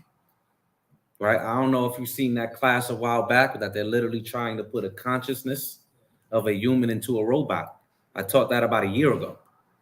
Right? Get the next article. Just to show light, shed some light on that, right? What does he get one? Huh? What does Elon Musk get one? Right. Got one already. Nah, he ain't got one. He ain't got one. He is chilling, smoking a cigar right now. And when all of these chips into your body, they're not to make you. They're like, it's not like somebody's like switching, like hitting a switch and making you do something when it's into your body. When this enters your body, it's against the nature in itself. So your body is gonna react to it. Now, when your body reacts to it, you spiral out. It's not about nobody clicking a button. It's a chemical imbalance. Come. Naturally. Okay, you seem angry, huh? God. Look at this. Pope says Africans are a special case when When it comes to LGBT blessings. What? I ain't even read the article. I see the title. I said, I gotta show this. I don't know what did it. Let's read it together. Live reaction. Go ahead. See what the hell he talk about a special case. Go ahead. Pope Francis said in an interview published on Monday that Africans were a special case in oppositions of bishops and many other people in the continent to homosexuality. But he said he was confident that, except for Africans, critics of his decision to allow blessings for same-sex couples would eventually understand it.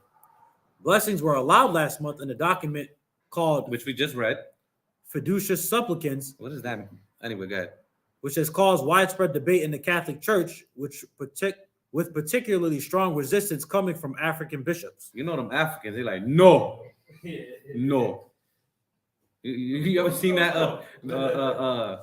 that interview? Why are you gay? You are gay. She's like, no, no. You are gay. Why are you gay? All right. Okay, keep reading. What's going on over here? Keep reading a little bit. Those who protest vehemently belong to small ideological groups. Francis told Italian newspaper La Stampa, a special case of Africans. Special case. Huh? For them, homosexuality is something bad. Of course it's bad. Well, how you say that? Well, for them. Are you reading the Bible? The hell's going on, man? Go ahead. For them, homosexuality is something bad from a cultural point of view. They don't tolerate it. But in general, I trust that gradually everyone will be reassured by the spirit of the Fiducia Supplicans declared by the sound gay. Fiducia. Right, by the Dicastery for the Doctrine of Faith. It aims to include, not divide, the Pope said. All right, well, you see what's going on, man. All this upheaval all over the world, man. Now you got the Pope saying, let's marry some gay dudes, Africans, so you are gay. They mad, right? So that's a little something to show your Christian friends, right? I don't know. You were a little too happy about that, Manashah. No, I'm joking with you, Ak. I'm joking with you. So, anybody got any questions on that before we move on? I wanted to say real quick. There's a podcast with Joe Rogan, and there's Dave Smith, and he went over like everything that happened with Palestine and Hamas and he went into it really well, like from the Balfour Declaration. Like he exposed everything from the borders to everything. So it's worth checking out when if you have time. You know what I'm saying? Yeah, drop the link in the group chat. I definitely watched that. Nobody else got anything else? No. All right, so we're gonna you see the title of the pretty much the class, right? Gentile. Right now. Of course, I've broken this down a million times, but I could break this down a million more times, right? And I always come with different angles, different sources, different things to show you. So that's what I'm gonna do today. Khan? Now, what has to be understood about your Strong's Concordance and all of these lexicons, Liddell and Scott, the BDB, the Walter Bars, all of these lexicons change over the years, right? And it's something called the semantic change. You ever heard of that? Well, since we're on the topic of LGBT real quick, it's like saying gay. Gay, back in the days, meant what? It meant happy. Before that, it talked about certain richly apparel. That's why in the book of James, it says a gay apparel. It's talking about richly apparel, right? Things that make you look fresh. Well, there's been a semantic change with Greek words and Hebrew words, right? So, go ahead, pull up read that definition real quick. Semantic change is a form of language change regarding the evolution of word usage, usually to the point that the modern meaning is radically different from the modern meaning is radically different from the original usage. So what has to be understood is words like Gentiles didn't mean what they mean today. When a Christian hears the word Gentile, they automatically think non-Jew, non-Israelite. That's no. That's not what that's talking about. Anybody knows the primary Hebrew word used for Gentile in Hebrew? It's like, yeah. I said that a little weird. The primary word used for Gentile in Hebrew. There you go. Gabaryam, goy, right? Correct. Let's pull up the link for goy, right? Let's just take a look. Put on the whole screen real quick. Make this easier for you. So goy, right? Go ahead. From the root H61 65. Yeah, go down. It's the outline of biblical usage. Yeah, read that. Nation, people, usually of non-Hebrew people. Usually of non-Hebrew people. Go ahead. Descendants of Abraham. How is usually non-Hebrew people, but then it says descendants of Abraham? Go ahead. Of Israel. Of swarming locusts, other animals. Go ahead. Nations. Go keep going down. So in the sense of massing, a foreign nation, hence a Gentile, also figuratively, a troop of animals or a flight of locusts, Gentile, heathen, nation, people. So you see the Strong's and the BDB lexicon have differences, right? Let's read this here. All right. It says nation, it's a noun masculine, right? Nation, people, and Phoenician being community. Okay? What the actual word Gentile would be used in the Hebrew will mean multitude, right? That's where you get the word swarm from. That's where you get these things from. Go ahead, read that in the Hebrew Chaldee lexicon. Jusinius. It says get the full entry. Go ahead. It says a people, properly a confluence of men from the root. Properly, it would seem body, corpus from the root, and then transfer to a body politic or whole people. Well, the word is general. Go ahead. The word is general and used of the nations at large, and also which should not have been doubted by some interpreters of the Israelites. So the word Gentile or nation is not something specific to non-Israelites. That doesn't make sense biblically.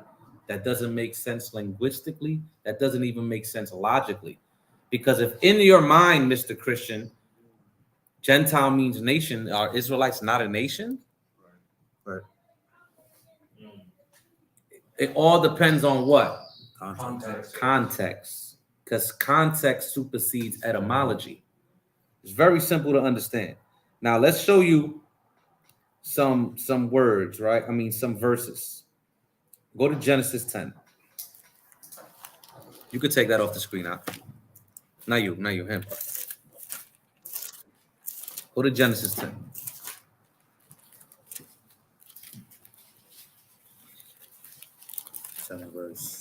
Start at 1. Genesis chapter 10 and verse 1. Now these are the generations of the sons of Noah, Shem, Ham, and Japheth, and unto them were sons born after the flood. So these are the generations of the children after the flood. Jump down to verse 5. Verse 5. By these were the isles of the Gentiles. The word there is goy, right? Or Gabaryam, right? Isle of the Gentiles. Is anybody else called Gentiles here? In the English, no. But what about in the Hebrew? Read verse 20. Verse 20. These are the sons of Ham. So you see that the Japheth is called Gentiles. What about Ham? Go ahead. These are the sons of Ham after their families, after their tongues, in their countries, and in their nations. It says goy there too. So is Ham Gentiles as well? See how simple this is to understand when you go into the language? Now let's see Shem. Read verse 31. Verse 31. These are the sons of Shem after their families, after their tongues, in their lands, after their nations. After their nations. So is Shem Gentiles? I mean, according to the definition that they're giving you now, yes. Yes, they are. Very simple to understand. Now let me show you some key cutthroat scriptures that clearly uses this word goy or Gabaryam, right, in the ancient, of Israelites literally being called nations or Gentiles. Genesis 35 and 11.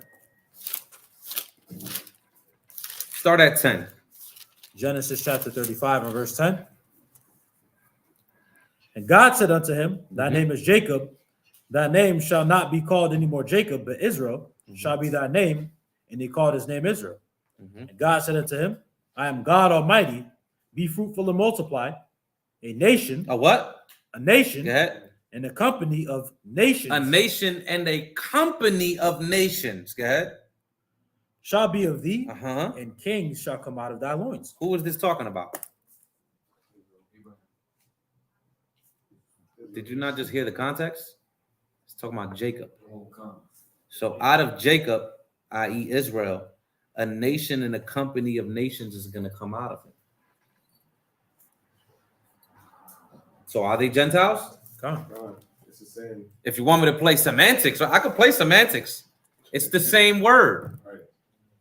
It's the same exact word. Get Genesis 48 and 18. Genesis chapter 48 and verse 18. And Joseph said unto his father, not so my father, for this is the firstborn. Put thy right hand upon his head. Read. And his father refused and said, I know it, my son, I know it. He also shall become a people. He also shall be great.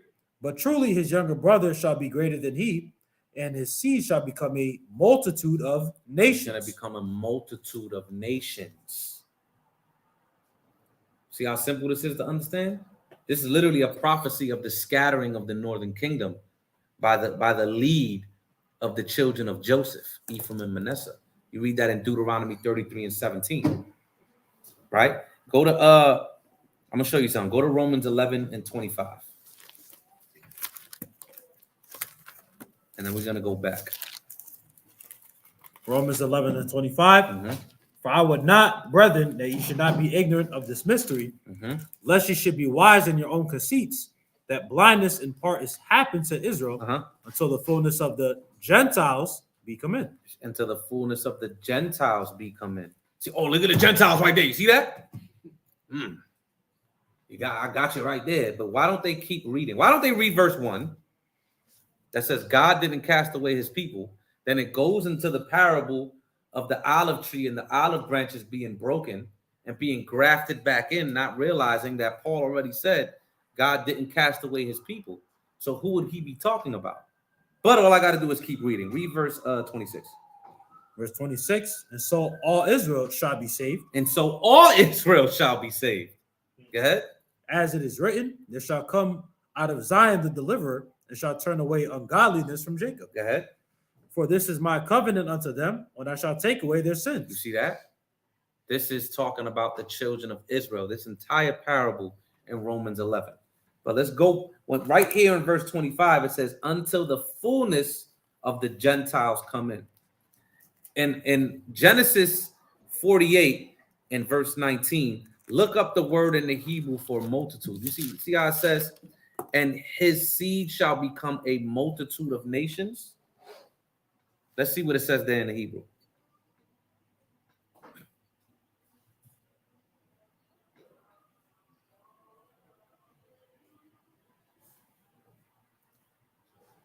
You got it?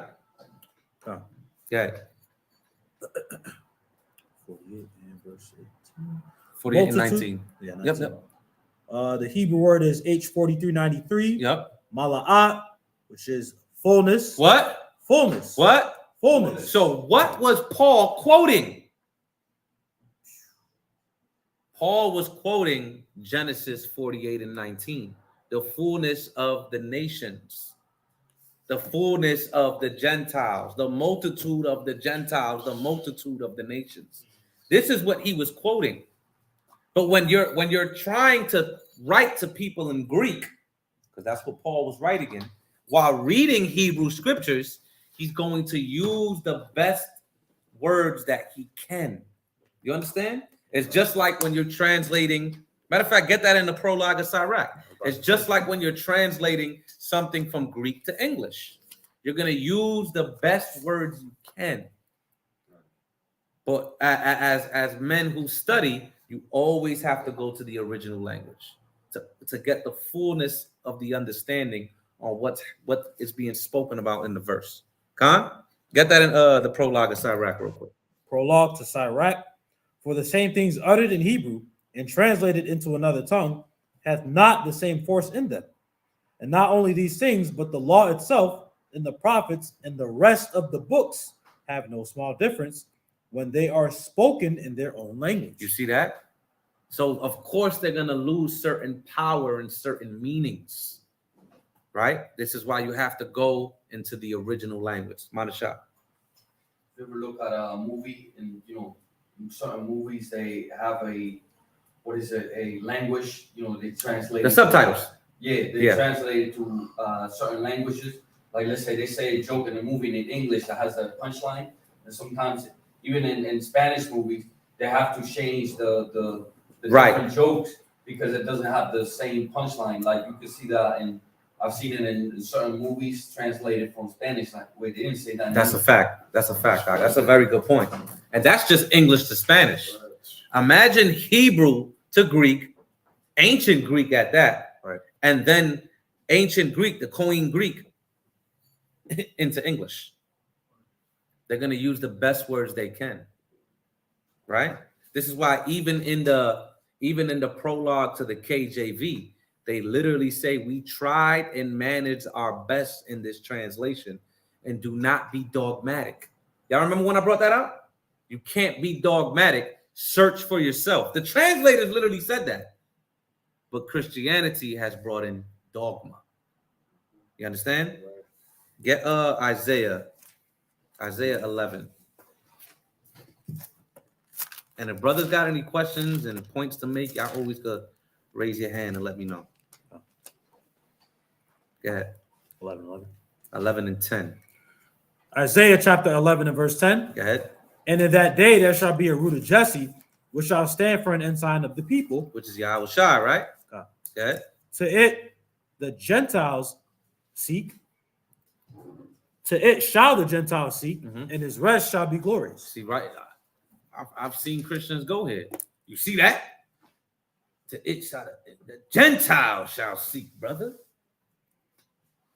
Did you read the next verse? Who is the Gentiles he's speaking about here? Read. Verse 11.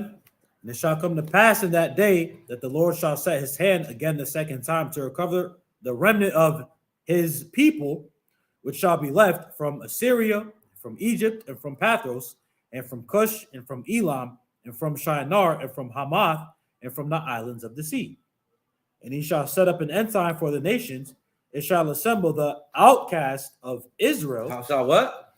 It shall assemble the outcast of Israel. Go ahead. And gather together the dispersed of Judah from the four corners of the earth. So who are these Gentiles that are scattered? Israelites. The context shows it to you. It's very simple to understand. Now,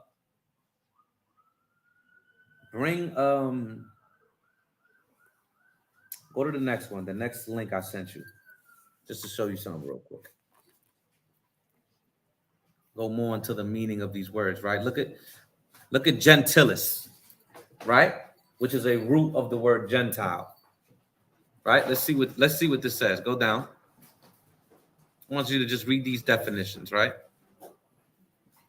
Watch this. So gentilis. Go ahead. Of or belonging to the same family. Of or relating to which where you get the word genes from. You know, I say my genes. That comes from gentilis. This is the Latin, okay, which is where you get the some of the origins of the word Gentile. All of this derives from the Latin, then going back to the Greek. Con? Go ahead. Says of or belonging to the same people or nation, of slaves who bore the same name as their master. Say it again. Of slaves. Of slaves. Wow. Who bore the same name as their master. You see that? Who was bearing the same name of their master throughout the captivities? Israel. Till this day. My last name is Slovakia. Right? You see that? YASHARAHLA. You're damn right. That's my real last name. But you understand? These are what Gentile derives from in certain contexts. People who have names of their slave masters. So when during the time of Christ was in what captivity? Rome. Before that was what captivity? Greece, which was Maccabees. What happened during the time of the Maccabees? Hellenization. Stripped of culture, stripped of their laws, made to be uncircumcised, and renamed. Identity and language. Identity and language completely taken. They were of slaves who bore the same name as their master, man. You understand that? You got a precept? Get the precept. 2 Maccabees chapter 4 and verse 9. Beside this, he promised to assign 150 more if he might have in license to set him up a place for exercise and for the training of the youth and the fashions of the heathen, to write them of Jerusalem by the name of Antiochians. They were called Antiochians. You see that? Get 2 Maccabees 4 and 15 real quick for one more precept.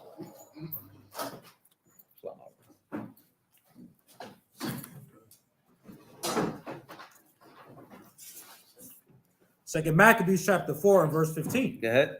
Not setting by the honors of their fathers. So they didn't set by the honors of their fathers. Go ahead. But liking the glory of the Grecians. But liking the glory of the Grecians best of all.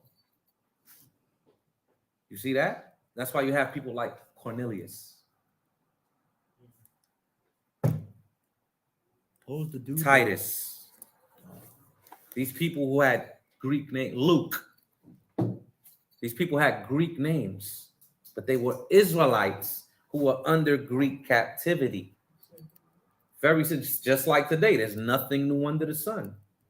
If you go to the book of, and I'm gonna bring this out in the next couple classes I go into, Mordecai. Is Mordecai a Hebrew name? No, it's that one. No, it's Babylonian and it's Aramaic, and Aramaic is also what the Persians spoke. Marduk. Right. Esther. Esther's not a Hebrew name. Ishtar. It's Ishtar. It's Babylonian and Persian. It's Aramaic. Okay? Daniel and the three children were renamed. Daniel and the three children renamed. What about Joseph in Genesis? Zapanath Paneah. Those weren't Hebrew names. Right. So this is what the Lord is talking about here. Bringing the people back onto the covenant. You understand? Get the other link. Just to show you the duality of this word, right? And how it's being misappropriated and misused by the Christian church today. No, you skipped one. You skipped one.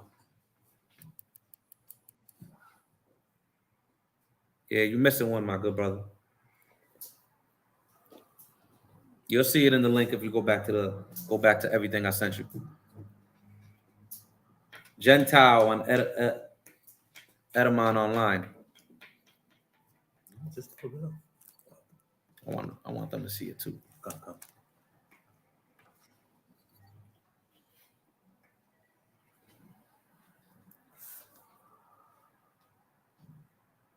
This is better. Yeah, read that. Gentile, right? Go ahead. One who is not a Jew, or circa 1400 earlier, one who is not a Christian. You see that? This is in the 1400s. This began to get used in that way. The Inquisition. Now the Inquisition. All of this is when Esau begins to rise back up after the 1,000-year reign of the Israelites in Europe, spoken about in Revelation 20, when Satan shall be loosed for a small season. Go ahead. Read it again from the top. One who is not a Jew, one who is not a Christian, a pagan. Mm-hmm. From the late Latin noun of Latin gentilis. There you go. From gentilis. Go ahead. Of the same family or clan or belonging to a Roman gens. Mm-hmm. From gens, genitive gentis, race clan, with the derivatives referring to procreation in familial and tribal groups. Go ahead. The Latin adjective also meant of or belonging to the same nation. Hence, as a noun, Gentiles, plural, might mean men of family, persons belonging to the same family, fellow countrymen, kinsmen, but also foreigners. But also foreigners. Go ahead. Barbarians. Barbarians. We're not Israelites also called barbarians in Colossians? Go ahead. As opposed to Romans, those bound only by the just gentium. We're going to read about that. Go ahead. The law of nations the law of nations. Go ahead. Defined as the law, the natural reason establishes among all mankind and is followed by all peoples alike. This is the same thing America tries to do with democracy. Just like Paul was what? A Roman citizen. So he would be considered a Roman, but he was an Israelite. Go ahead. Keep reading. The Latin word was then used in the Vulgate to translate Greek ethnikos from to ethne, the nations, which translated Hebrew Hagoyim. You see that? So it's showing you the duality of the words. Go ahead. The non-Jewish nations, hence in the late Latin, after the Christianization of Rome, gentilis also could mean pagans, heathens, as opposed to Christians. Based on scripture, Gentile was also used by Mormons and Shakers to refer to those not of their profession. You see that? So even the Mormons back in the days and the Shakers, you good right there. We're using this for people that are not of them. So a Christian will call people who are not Christians Gentiles to have a slang for what? Pagan. Right. Go to the next link. What happened? That's wild. Now this is the law that was just being spoke about. We're just going to read up a little bit on it. Okay? Just gentium, in legal theory, that law which natural reason establishes for all men, as distinguished from just civil or the civil law peculiar to one state or people. Roman lawyers and magistrates originally devised just gentium as a system of equity applying to cases between foreigners and Roman citizens. The concept originated in the Romans' assumption that any rule of law common to all nations must be fundamentally valid and just. They broadened the concept to refer to any rule that instinctively commended itself to their sense of justice. Eventually, the term became synonymous with equity or Praetorian law. In modern law, there is distinction between just gentium privatum, which denotes private international law. Otherwise, so they still use this till this day. This is the private international law. Go ahead. Which denotes private international law, otherwise known as conflicts of law, and just gentium publicum, which denotes the system of rules governing the intercourse of nations. Now, this is why if you study the Roman occupation and where they begin to rule over, you would see that there were certain laws that only applied to Roman citizens and laws that would apply to people who are not citizens. This is all this is talking about. So you see how the word over time and the usage began to change semantically, just like we do today. This is very simple to understand. Go to the next one, where it says the medieval. Go to that picture, and then we're gonna go into another link and read certain parts of it.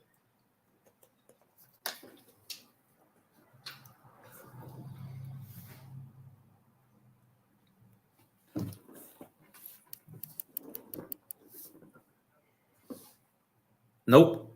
You skipping out. You're killing me, my good brother. Going ahead. You jumping ahead. Where it says medieval.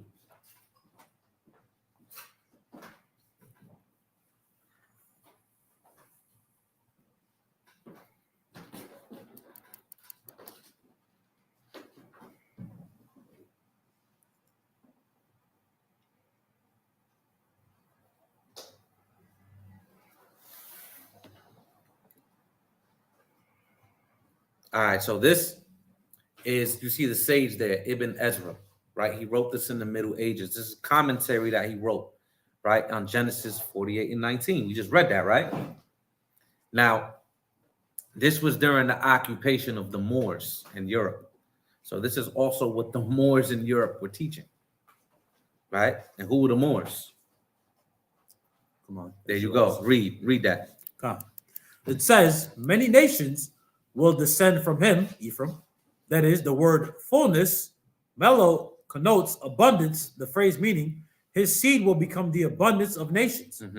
According to Radak, R. David Kimchi, Torah scholar in the Middle Ages, this refers to the exile when the lands of others will be filled with his scattered descendants.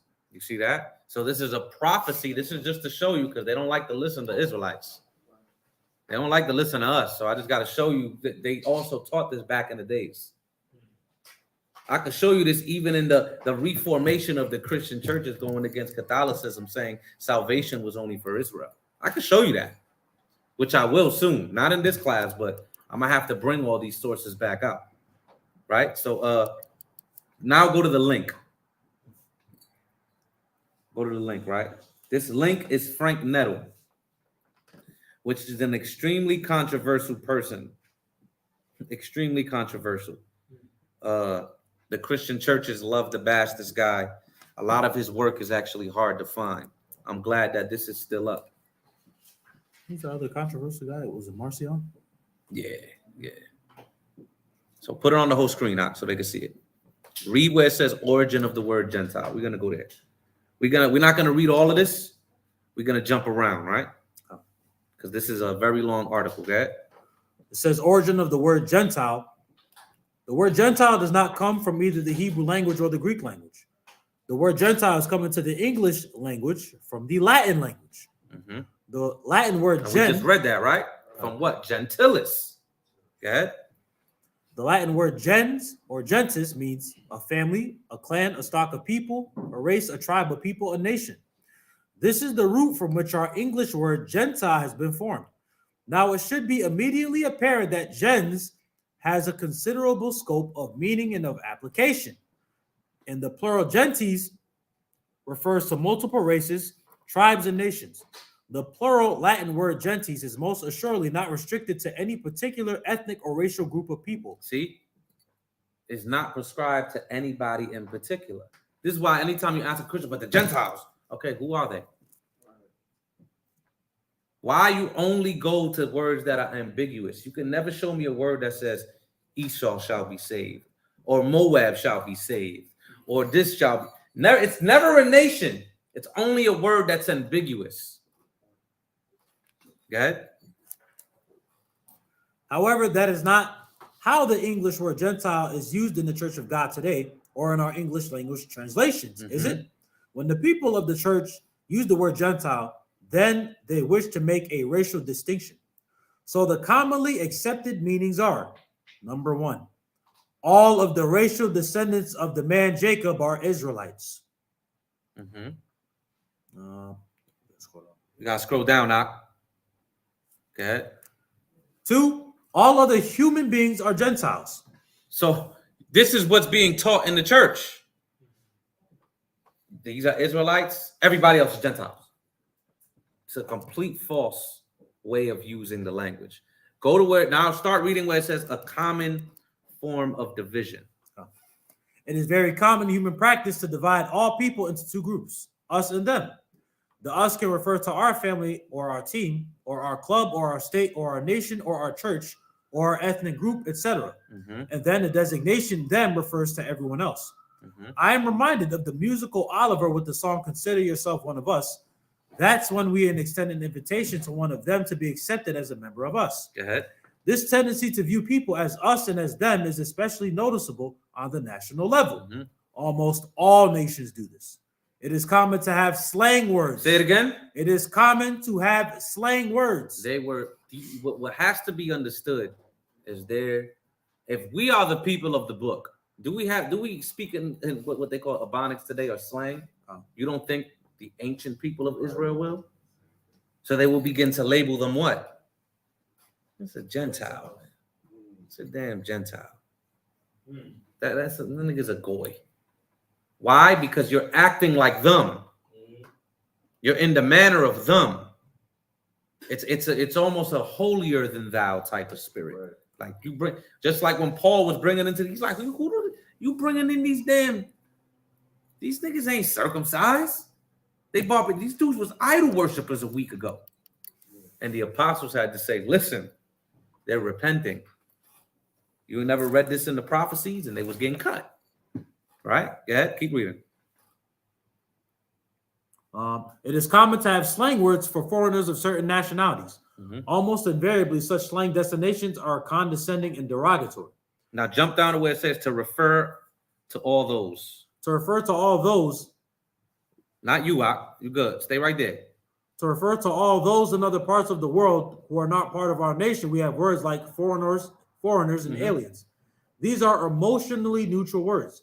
We understand that in different circumstances, when we travel to other parts of the world, these words will apply equally to us. You see that?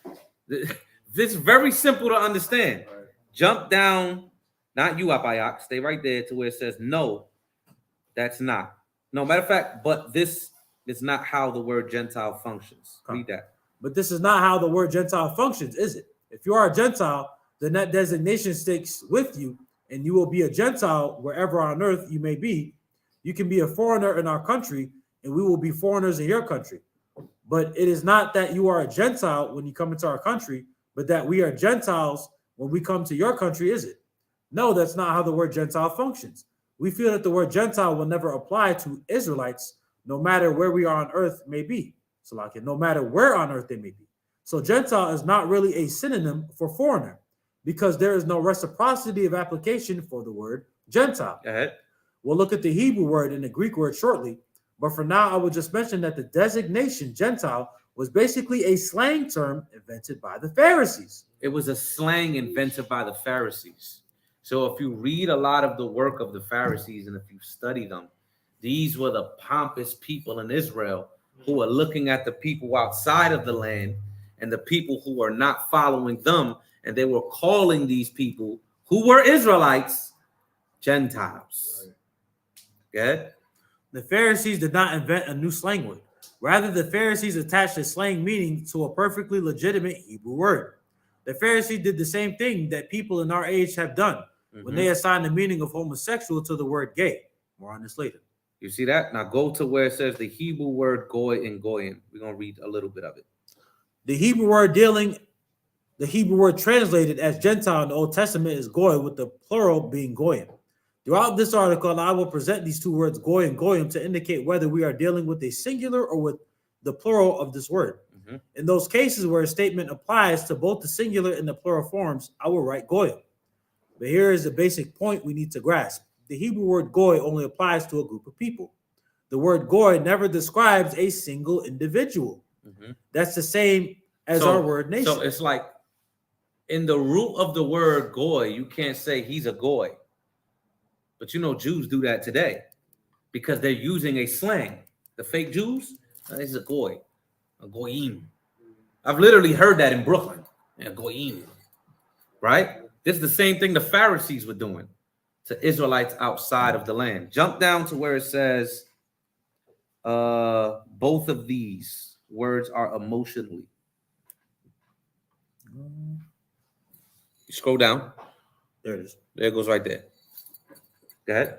Both of these words are emotionally neutral in the sense of not passing any judgment.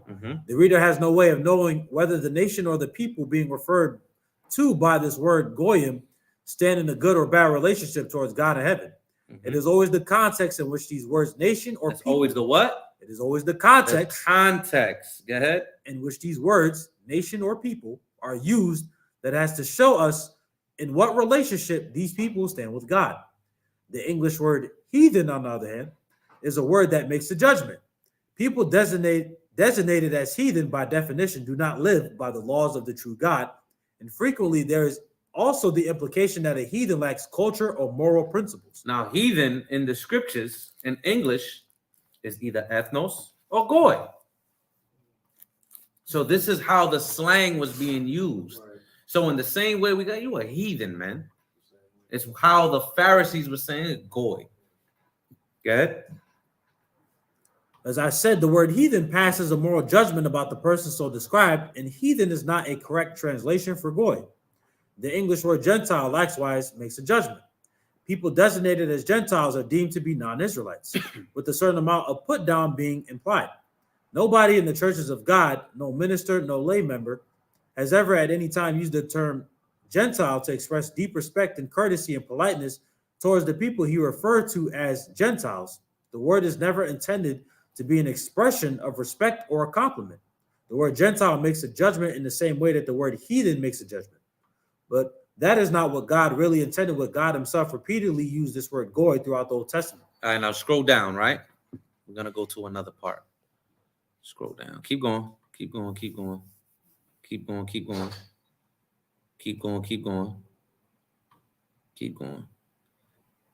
And I'll send y'all this article. All right, go back up. Go back up a little bit. All right, stop. Stop. Hold on. Let me make sure this is the same thing. Nope, keep going down. My bad. Slovakia. Keep going. Keep going. It's a long article. I don't want to read the whole. If we read the whole thing, we'd be here till 3 a.m. All right, stop. Go up a little bit. Up. You see where the numbers are? Go to where the beginning of the numbers. All right, so that we have here. Read 1 and go and keep going down. Number 1, I have presented the full text of over 40 different verses, spanning the time from Noah right down to Malachi, which used the Hebrew word goy for the people of Israel. This covers the entire period of Israel's Old Testament history. It is abundantly. So you see, he's saying, listen, goy is also used for Israel. It's not just non-Israelites, good? It is abundantly clear that God never at any time intended this word goy to be used specifically identified non-Israelites. Rather, this word should really always be translated either as nations or as people, and never as heathen or as Gentiles. God himself commonly and frequently, right to the very end of the Old Testament Hebrew scriptures, uses this word goy to refer to Abraham's descendants, to Jews, and to all Israelites. God also uses this word to refer to all other nations, something for which I did not feel a need to present abundant scriptural support. Note, when the Old Testament was completed, the Hebrew word goy had not yet acquired the discriminatory meaning of Gentiles or heathen as a way of referring to the people who were non-Israelites, even though this is incorrectly inferred by the KJV translators inserting the words Gentiles and heathen into the English language of the Old Testament scriptures. Because, of course, the people that translated the KJV had a doctrine in their mind. These were not just innocent people. They had a doctrine in their mind. So they put certain things on purpose. Just like if you read Matthew 1 and you says begat, begat, begat, begat, begat, then out of nowhere when it comes to Mary, it says born. But it's the same Greek word that everything else says begat. Because it was a doctrine. Very simple. That's why you always have to go back to the language that it was written in. Okay? Shortly, we'll examine the New Testament, and exactly the same picture emerges that the Greek word sometimes translated as Gentile should really have only been translated as nation or as people, and not as heathen or as Gentiles. The Jews at some point well after the Old Testament had been completed, and they were by then speaking Aramaic rather than Hebrew, changed the meaning of the Hebrew word goy to mean all non-Israelites. It became what we call today a slang expression for all non-Jews, obviously with derisive overtones.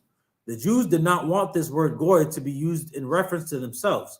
This is obviously in clear conflict with the way God frequently and commonly used this Hebrew word throughout the Old Testament. But slang has a way of ignoring the real meanings of words and attaching arbitrary new meanings to words. Consider the following point. The Hebrew language actually has several different words that mean stranger, alien, foreigner, sojourner. The Hebrew words in question include ger, maguar, tashab, nakri, zuar. Some of these Hebrew words would never be applied to Jews or to Hebrew-speaking Israelites. So you could stop there, right?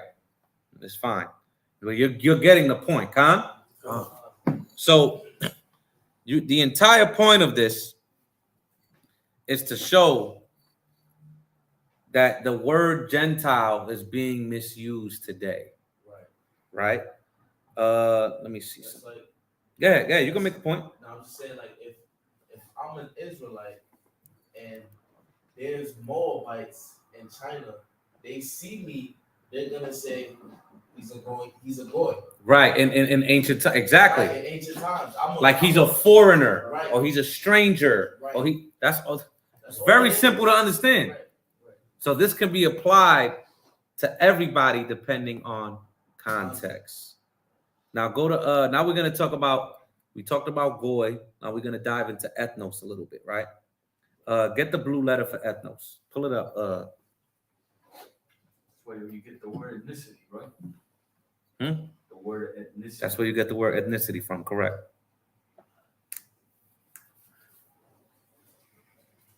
Oh, Jake with the article. You said Puerto Rican, New Yorican. I can't stand them. All right, we got ethnos G1484. Mm-hmm.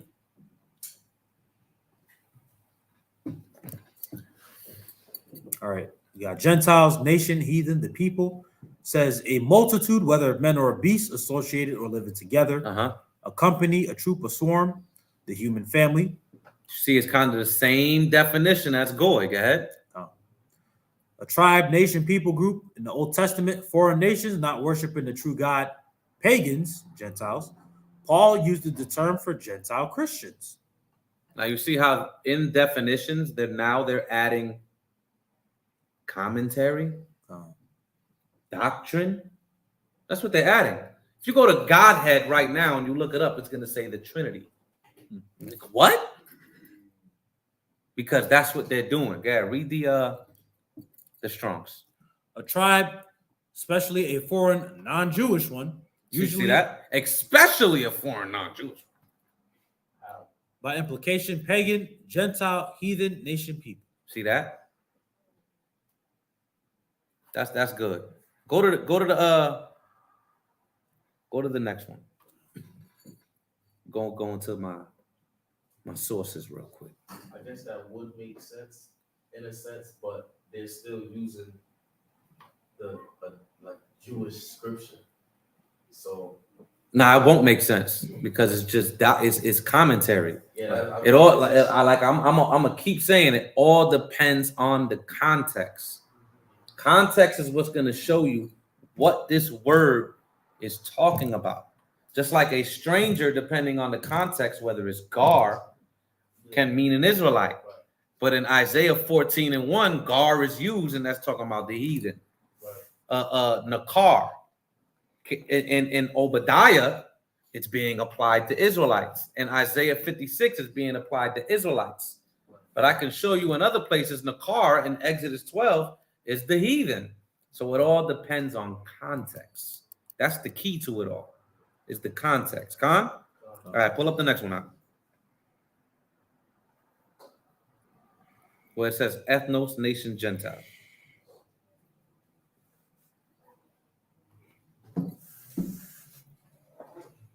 Everybody walking with me so far? You said the strangers in Isaiah 14:1 is talking about non-Israelites. Is that what you were saying? Yeah. When it says the stranger shall cleave onto thee, right? Because when you keep reading, it's talking about us forcing them and taking them to the land. Okay. You know what I'm saying? Right. I get it. Okay. You get it? Right. I thought, because of the context I understood it to be is like Israel's gonna be saved, and the stranger is like the other Israelites. I don't know who they are, so that's why I'm like, well, how would it mean stranger in that context? But I understand what you're saying. Con. Wait. Go ahead. Going to the next one, huh? Yep. It says ethnos, nation, Gentile. Carl L. Schmidt says on the definition of ethnos, this word, which is common in Greek from the very first, probably comes from ethnos and means mass or host or multitude, bound by the same manners. See, this is in the theological dictionary of the New Testament.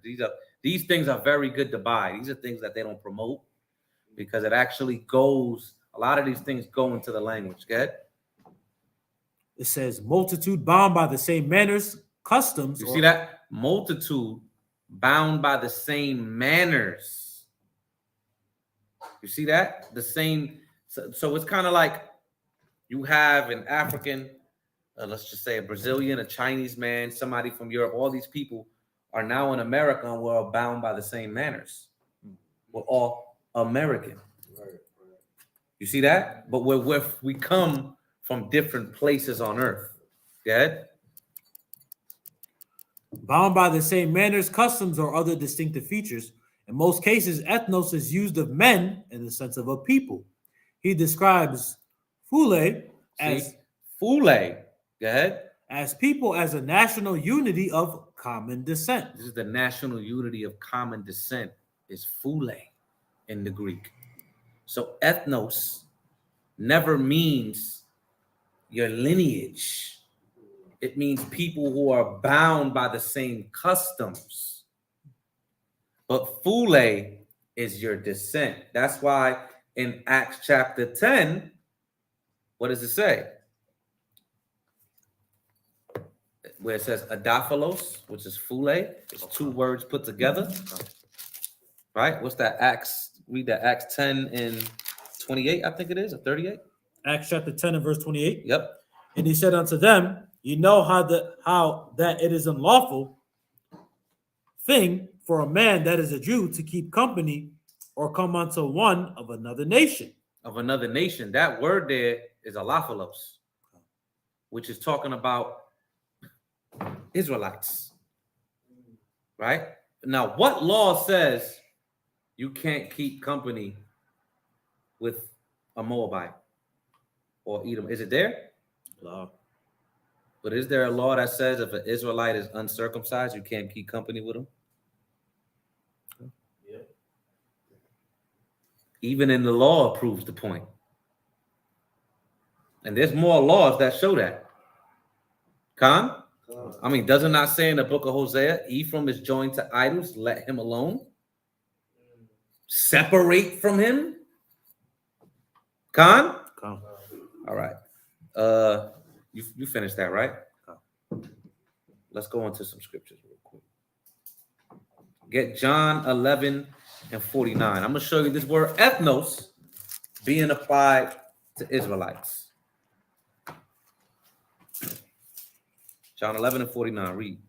John chapter 11 and verse 49. Matter of fact, start at 47 for the context. 47.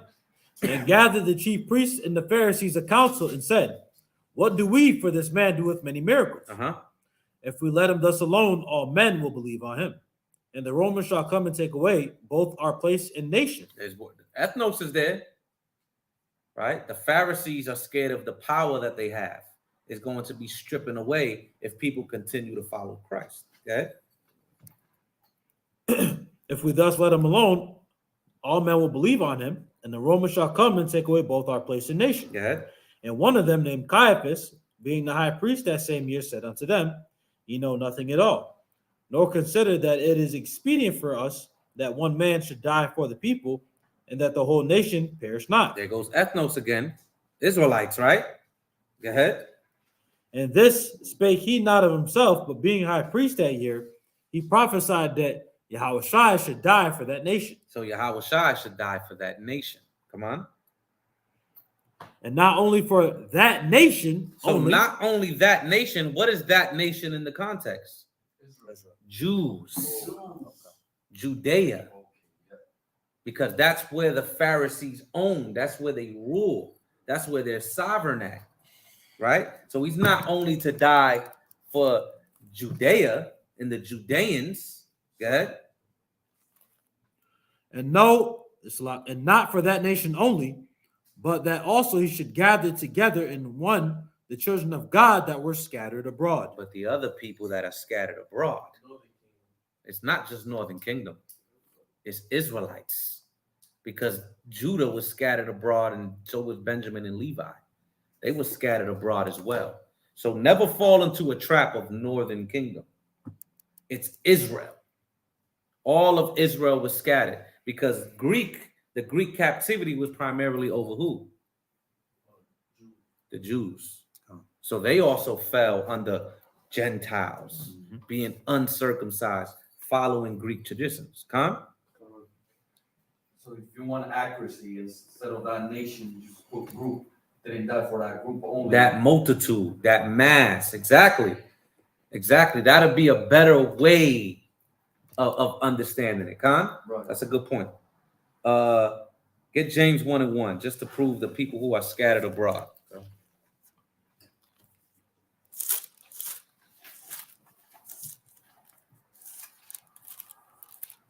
James chapter 1 and verse 1. James, a servant of God and of the Lord YHWH HaMashiach, to the 12 tribes. To the what? To the 12 tribes, which are scattered abroad. Greeting. Get Deuteronomy 4:27. Just so, you know, what the children of God scattered abroad. It's talking about all people. You know?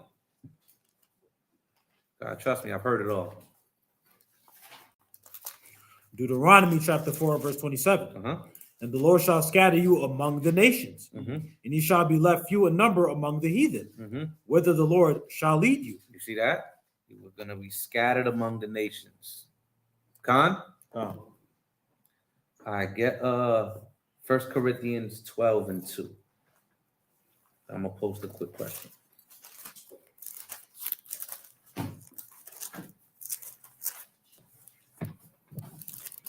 First Corinthians chapter 12 and verse 2.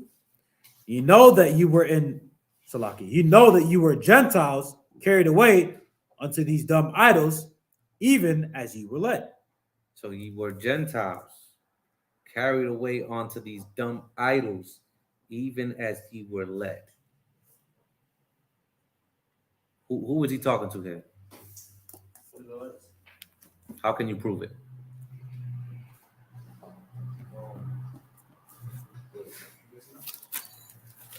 How to check now.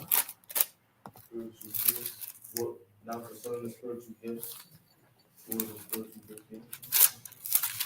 But I need precepts. I don't just need, you know what I'm saying? I need to let the Bible talk.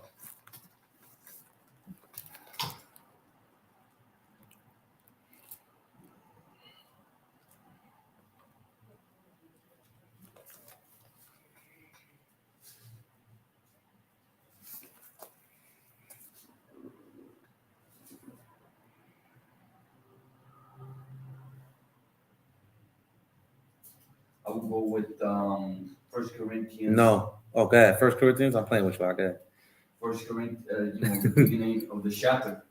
What it said? It says... Where it says to the saints? Yeah. That's nice, but what if I'm a Christian that likes to, you know, I could wiggle around that? Then, I would go to Psalm 55. Nah. Go to 1 Corinthians 10. Quick cut. Easy. Nope. Sometimes the best way to do it is to stay where they are. Right. Sometimes you just got to stay right there. Okay, okay. Let's see what Paul said 2 chapters before. Go ahead, read that. 1 Corinthians chapter 10 and verse 1. Moreover, brethren, I would not that you should be ignorant. So you see, Paul is talking to the church of Corinth and is saying, listen, none of y'all be ignorant of this. Go ahead. How that all our fathers. Go ahead. Were passed under the cloud and all passed through the sea. And all were baptized unto Moses. Who was baptized unto Moses, man? Israelites. Very simple. So when you go to chapter 12 and it says, ye know that ye were Gentiles carried away onto these dumb idols, even as ye were led. Those Gentiles have to be Israelites. Go to I had Ephesians 2 because you brought it out earlier. So go to 1 Corinthians 12:2 in the NLT. Show you something. Christians don't want to make it mean that. What you mean now? They don't want to make it mean that they're Israelites. That's what I'm trying to say. Come on. 1 Corinthians 12:2 in the NLT. You know that when you were still pagans, you were led astray and swept along. That you were still pagans. So you see the word ethnos there is also being received as these guys are pagans. You see how it's a polysemous word? It's ambiguous depending on the context. That's actually a better way of explaining that. These were pagans. You know that you were pagans? But since the word ethnos is always used as Gentile, they put Gentile there. You understand? All right, let's go into another tricky word that they like to use. I didn't add the link. That's my bad. I'm seeing right now. Go to Blue Letter Bible and just look up the word for Helen. All right, you could go to Galatians 3:28 and look up for the word Greek and go into Helen and let's see what that says. Oh, matter of fact, I got it here. My bad. I do have it here. Go into where it says Helen Greek in the pictures I sent you. My bad. I looked past it. My bad. I do have it here. Slovakia. Yeah. Yep. Go ahead. All right. Helen Greek, their lexicon. A Greek either by nationality, whether a native of the mainland or of the Greek islands or colonies. You see? Go ahead. In a wider sense, the name embraces all nations, not Jews. So hold on. You see how this is commentary? Okay. And this is doctrine? Right. In a wider sense, the name embraces all nations. How does Greek, just the word Greek, Helen, because that's what it is, embrace all nations? This is doctrine, man. Oh, man. Go ahead. Not Jews, that made the language, customs, and learning of the Greeks their own.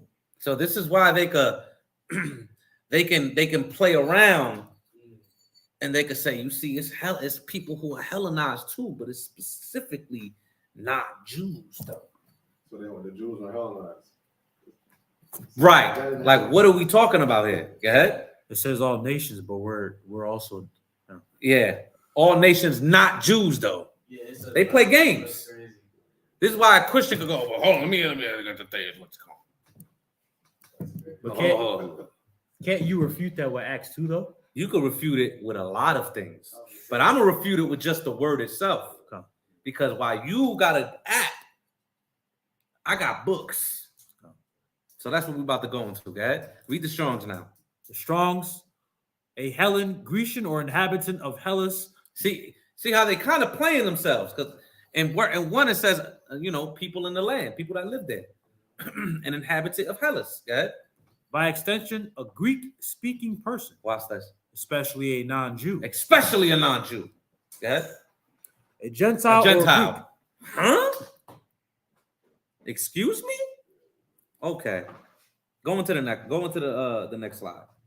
Watch this. They ain't no Black and Hispanics read books, man. You understand? They didn't know we studied. Con? Yeah. You see, that's a Helen. You see that Greek right there? Read. Says a man of Greek language and culture. A man of Greek language and culture. Look who's there, Philo. Read where it says 2. Number 2, in the broader sense. In the broader sense. Go ahead. All persons who came under the influence of Greek, i.e. pagan culture. Who came under the influence of Greek, i.e. pagan culture? So who are the Greeks that are receiving salvation? Very simple, especially when you read the book of Maccabees. Like, what are we talking about here? But they try to lie and say it's all non-Jews. You see? Philo's right here. What are you talking about? And Philo, look, Philo right there. Go to the next one, just for another smack in the face. Everybody but the Jews were scattered abroad. What are we talking about? Go ahead, read that. Matter of fact, you don't got it. It says the same thing. It literally says the same exact thing. Nice little highlight on it. Con? All right. Let me see. Go to Matthew 28 and 18. I'm gonna show you somewhere else they go. Very easy to dismantle these things.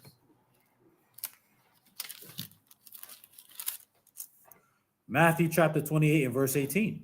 And Yahushua came and spake unto them, saying, all power is given unto me in heaven and in earth.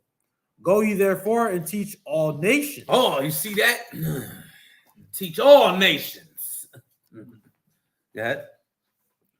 Baptizing them in the name of the Father and of the Son and of the Holy Spirit, teaching them to observe all things whatsoever I have commanded you. And lo, I am with you always, even unto the end of the world. Amen. What does this mean? Who are we talking about?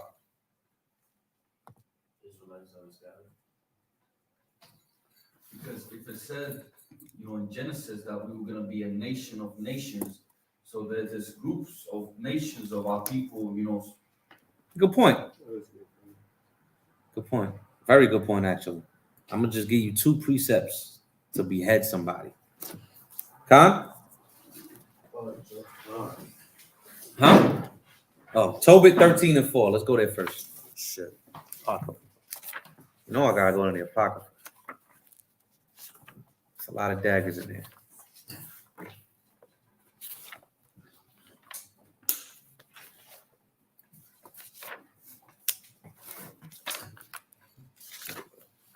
This is Tobit chapter 13, and you said verse 4? Yes, sir. Verse 4. There declare his greatness and extol him before all the living. No, verse 3. I'm sorry. Verse 3. I wrote down 4 in my notes, but it's 3. Go ahead. Verse 3. Confess him before the Gentiles. Confess him before the Gentiles, right? You children of Israel. Uh-huh. For he had scattered us among them. That's why we do that. To find the Israelites among them. Very simple. Let's go to Isaiah 62 and 11. Another cut.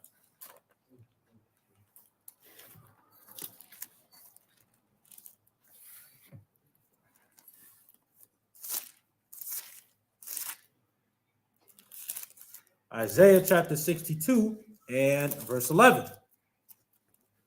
Behold, the Lord hath proclaimed unto the end of the world. Right? Go to all nations. Right? Unto the end of the world. Good. Say ye to the daughter of Zion. Say he what? Say ye to the daughter of Zion. Go ahead. Behold, thy salvation cometh. Behold, his reward is with him, and his work before him. You see that? So yes, of course. Yeah, we're teaching everybody to find the Israelites. Khan? Very simple to understand. Very, very simple to understand. Now go to the next source, right? We actually almost done. I was gonna say, yeah, you can make a point. To the point of it's not that we're teaching them, but out of the message, of course, the Israelites are gonna come amongst us. Absolutely. Doesn't that go along the lines of Isaiah 61 and proclaiming the gospel? Because as it is to Israel, we have to declare the gospel, which is a part of setting and proclaiming judgment that's coming upon it. Absolutely, that's part of the gospel. Part of the gospel is saying we're going to rule on this earth and you're going to serve under us, underneath the King of Kings. So if somebody comes to me, I'm going to teach you the gospel. I'm going to teach that you're going to telling a heathen we're going to rule and you going in chains.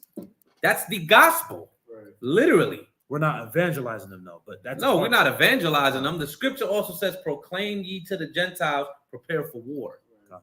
Scripture also says, "Proclaim ye to the nations, judgment is coming." That's Isaiah 34. Then when you keep reading, it talks about the same language that John the Revelator was using in Revelation 6 about the nukes dropping and judgment coming upon Esau. That's all in Isaiah 34. Condo. Can I ask you a question? Yeah, what's up, Bob? So what's up? So what it says this Matthew 28:19, right? Go ye therefore and teach all nations, baptizing them in the name of the Father and the Son and of the Holy Ghost. Not the Trinity, but then, right? Definitely not. Then I go to John 1 and 33, and it says, "And I knew him not, but he that sent me to baptize with water, the same said unto me, upon whom thou shalt see the Spirit descending and remaining on him, the same is which baptizes with the Holy Ghost." With the Holy Ghost. I saw and bear record that this is the Son of God. Come. So that's a precept, right? Yeah, you can use that because who Christ came for. Right.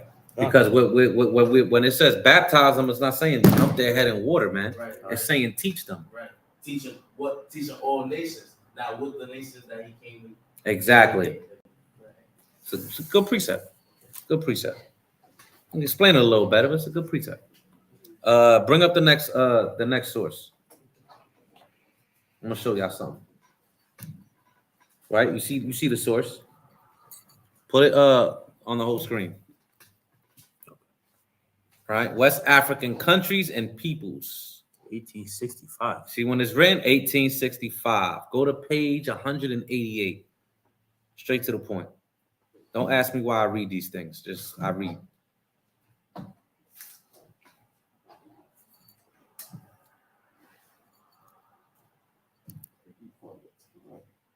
Huh? So where do you find the time? I don't even know. The Most High. Yeah, go scroll down. Scroll down. Scroll down. Scroll down. You see where it says the 10 tribes? Go up a little bit. The 10 tribes. Start there. Watch this. It says the 10 tribes of Israel, after they were left to follow the dictates of their own mind, and during the commotion and destructive warfare which ensued, to escape utter extermination, migrated according to the usage of the times in vast numbers into various countries. So they migrated into various countries. Go ahead. Interesting. But principally into Northern Africa. But a lot went into Northern Africa. This is where you get Carthage. People who began to dwell in Carthage. You can read letters in Carthage, and Zebulon was there. All right, go ahead. As it is then presented the safest and easiest route. Once settled, every commotion in intestine war had the most powerful effect of inducing these migratory bands to shift their abode still further, and so lose all connection with the other branch of the tribe. As hundreds of years pass on, Go ahead. And generation after generation roll away, they lose a great many of their habits and customs, becoming more amalgamated with the population with which they associate. So they began to follow the cultures of where they got scattered to.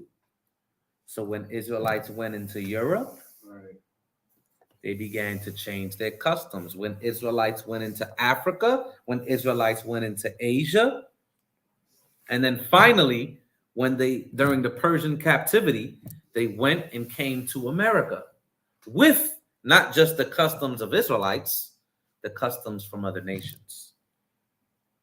Very simple to understand. Khan? Let's go to the next source.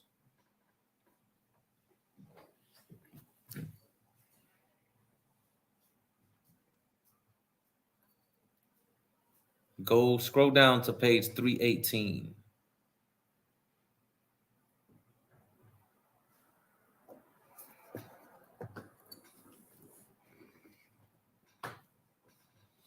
I start where it says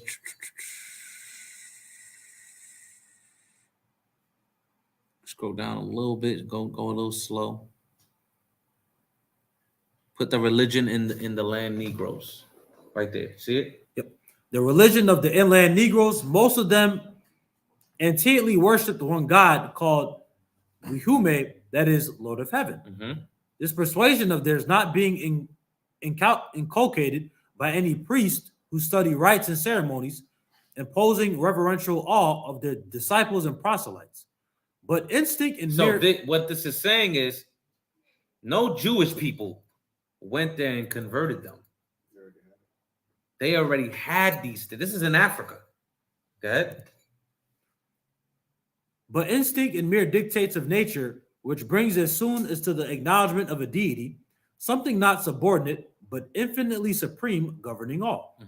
After this, they were instructed in the Mosaic laws, which they long and zealously observed, till some of them being converted to the Christian faith, wholly eclipsed the Jewish.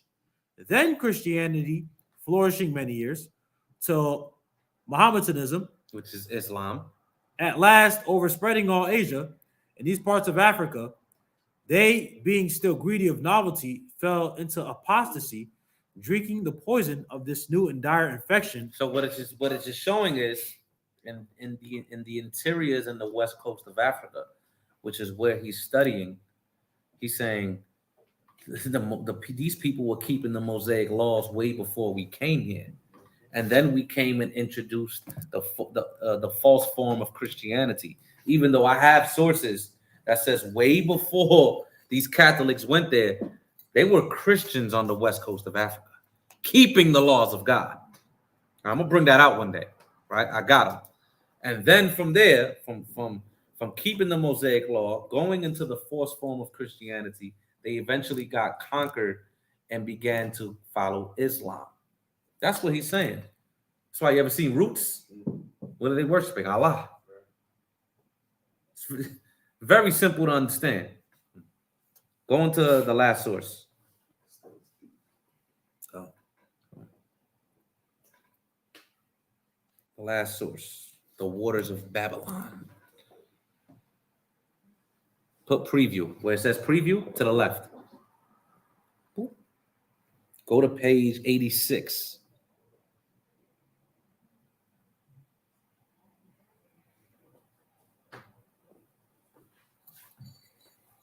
Can you zoom in just a little more? Appreciate you. Right there. You can start right there. Terms associated with ethnic identity. The first grouping includes terms translated with the English words race, tribe, nation, people, or languages. These ideas are probably the most common cited by missional authors who are seeking to justify cultural neutrality. For example, Driscoll equates race, nation, and culture, alluding to Revelation 7-9, when he insists that God promised that people from every race, culture, language, and nation will be present to worship him as their culture follows them. Now, of course, that's wrong. Right. I mean, what I'm gonna do in a lot of the next upcoming classes is I'm gonna cut down a lot of strongholds. Right. And Revelation 7-9 is one of them.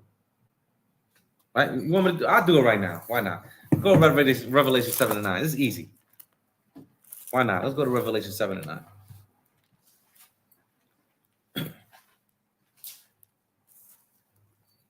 Revelation chapter 7 and verse 9. Go ahead.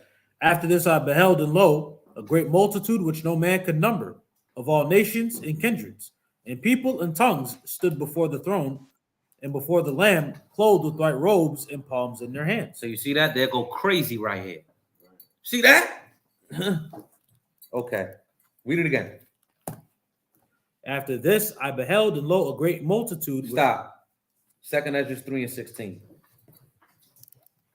What was that? 2 Ezra 3:16.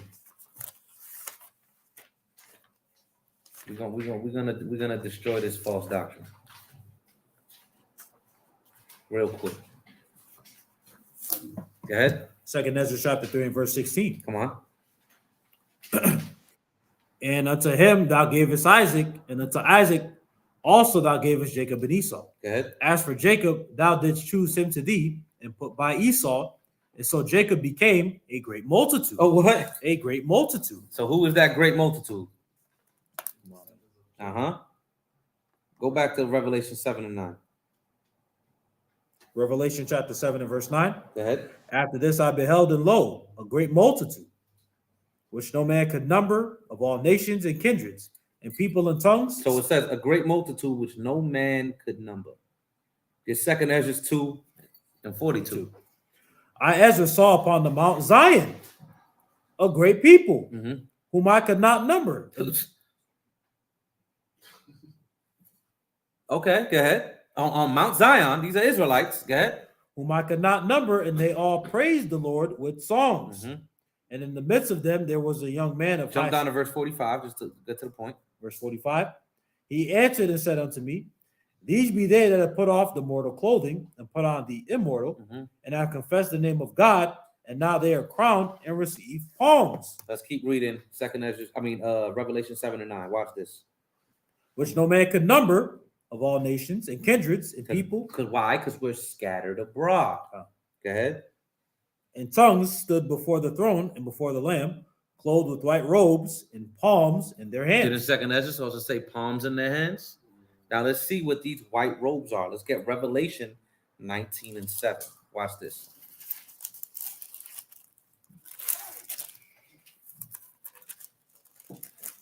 Revelation chapter 19 and verse 7. Let us be glad and rejoice and give honor to him, for the marriage of the Lamb is come, and his wife hath made herself ready. And to her was granted that she should be arrayed in fine linen, clean and white. Her, the bride. right? Which is Israel. Go ahead. For the fine linen is the righteousness of the saints. And who are the saints, Manashah? There you go. Quick cuts, Revelation 7 and 9, destroyed. That whole false doctrine, gone. Another one, if I could add. Go ahead. 2 Ezra chapter 2 and verse 40. Take thy number, O Zion, and shut up those of thine that are clothed in white, which have fulfilled the law of the Lord. Cut. Khan? Let's go back to that source, right?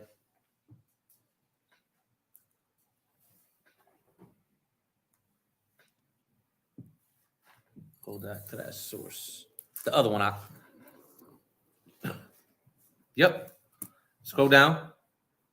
Put the term representative of this group, Christian. Scroll up a little bit.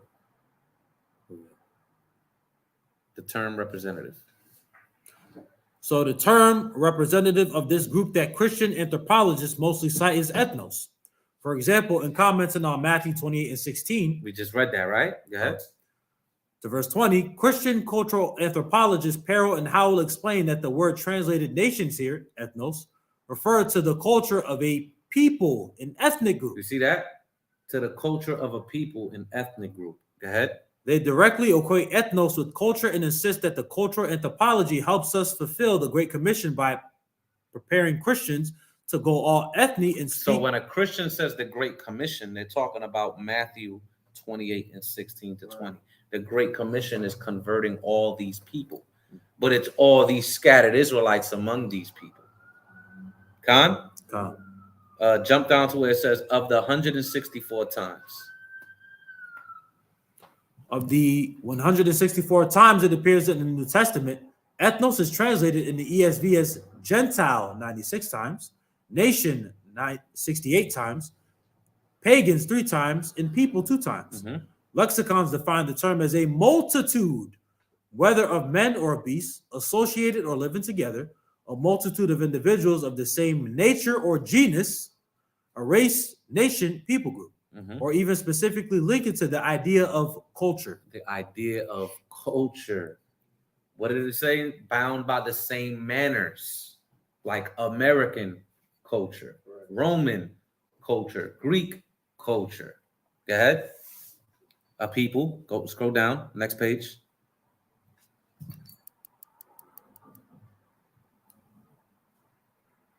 A people, a large base on various cultural, physical, or geographic ties. Lexicons do not define ethnos as culture itself, however, but rather identify culture as one element that unites an ethnos, as in Bullinger, who defines the term as a number of people living together, bound together by like habits and customs.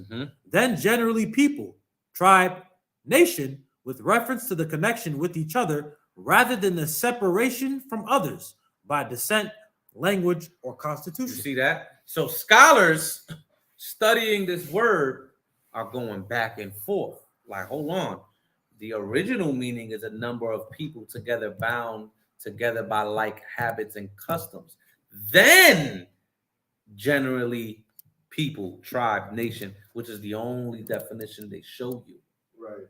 You understand? So there's a war, or a tug of war, I should say, going on through scholarship. We read one, a Christian white man, right? Frank Nettle was saying, like, these guys are using Gentile incorrectly, right? But then you have your modern day westernized Christian church that just says Gentiles are just non-Jews, you know? Con? All right, so that's the end of the class, man. That's the end of the class. Go ahead, I'll take, because I gotta do something with Shamak. I just want to know the word pagan, because I always see it. I read something that says something earthly, but I don't know how true that is. So I just want Pagan is just anything associated with not worshiping the one true God. That's it. So anything outside of that realm will be considered pagan. That's it. Okay, because I wasn't sure why they would use, like, why they would switch the word from nations to all of a sudden just pagan. because they were following customs of other nations. All the customs of all the other nations outside of the nation of Israel is pagan. You know what I'm saying? So if you're following, let's just say these damn Moabites, right? That they run around with the freaking sticks and the damn dragons and all that. What I catch you doing that one day, Manasha. I pray to God I don't, right? Now, you will be a pagan. The Pharisees in their slang would have called you goy, a Gentile. You understand? But the term was being used to you don't follow the true customs of Israel. You understand? So in modern day, it'd just be pagan. Understand? Another question. Go ahead, I heard that the Trinity sprung out because Catholics was trying to find a fallacy in the Bible, and they were trying to say that. No, where are you getting that from? I don't know. I don't. That's why I'm asking you. Get up in the book of Acts. Paul says, "After me, ravenous wolves shall come." So I was saying that Catholics were trying to find if it don't make sense that he was sinless, and so they were trying to equate that there was a doctrine that came by Catholics trying to say that if he didn't sin, he must be God. I don't know. So the Trinity is an ancient tradition before Christ even came, right? Which was a system of 3 gods, right? Now, the Trinity got adopted into the Christian or Catholic Church because as back then, the church became a business.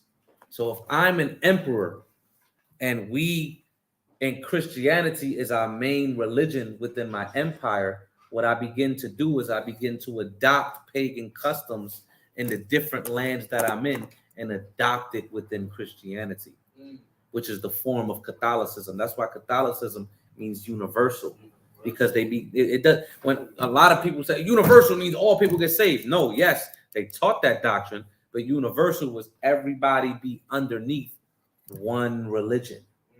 So they adopted all these other customs with Christmas and Valentine's Day and all these things got adopted into the church. You understand? That's what. You get it? Yeah, I just thought it was like Catholics debating about. Yeah, of course it was Catholics debating, but I wouldn't say Catholics. It's Christians. Right. Because Christian is the same thing. I'm a Baptist. Nigga, you a Catholic. You teach Catholic dogma. You understand? I see, yeah. So read that. I'm going to show you how this happened, not by Catholics. These false doctrines began to enter the church directly after the apostles. Go ahead. Acts chapter 20 and verse 29. Go ahead. For I know this, that after my departing shall grievous wolves enter in among you. So Paul said, after my departing, grievous wolves shall enter in among you. Go ahead. Not sparing the flock. Not sparing the flock. Get 3 John. 3 John verse 9. 3 John verse 9. I wrote unto the church, but Diotrephes, who loveth to have the preeminence among them. So Diotrephes was a man in the churches of Asia that was directly under John. He was a man that liked to have preeminence. He wanted to be the top guy in charge. He didn't want to listen to the apostles. So he began to bring in false doctrine.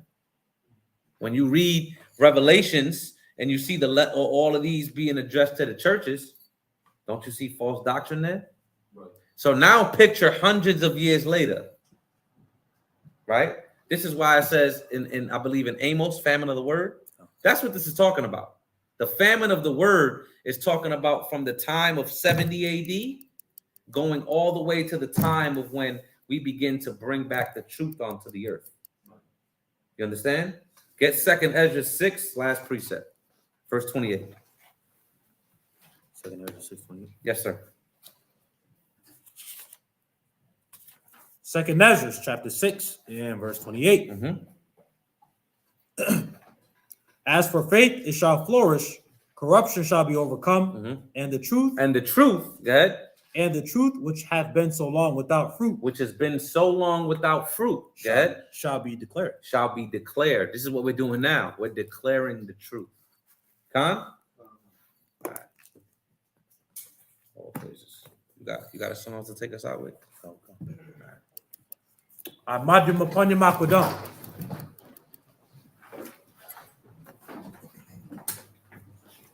This is Psalm chapter 119. This is the law. My soul cleaveth unto the dust. Quicken thou me according to thy word. I have declared my ways, and thou heardest me. Teach me thy statutes. Make me to understand the way of thy precepts. So shall I talk of thy wondrous works. My soul melteth for heaviness. Strengthen thou me unto thy word. Remove from me the way of lying, and grant me thy law graciously. I have chosen the way of truth.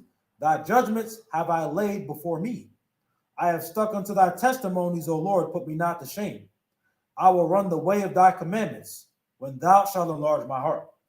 In the name of Yahweh, Ba'Hashem YHWH, the word of Yad, Aman. Aman. Madam Shabbat. Madam. Barak. Yahweh Ba'Hashem YHWH Barakatam. Yahweh Ba'Hashem YHWH Barakatam.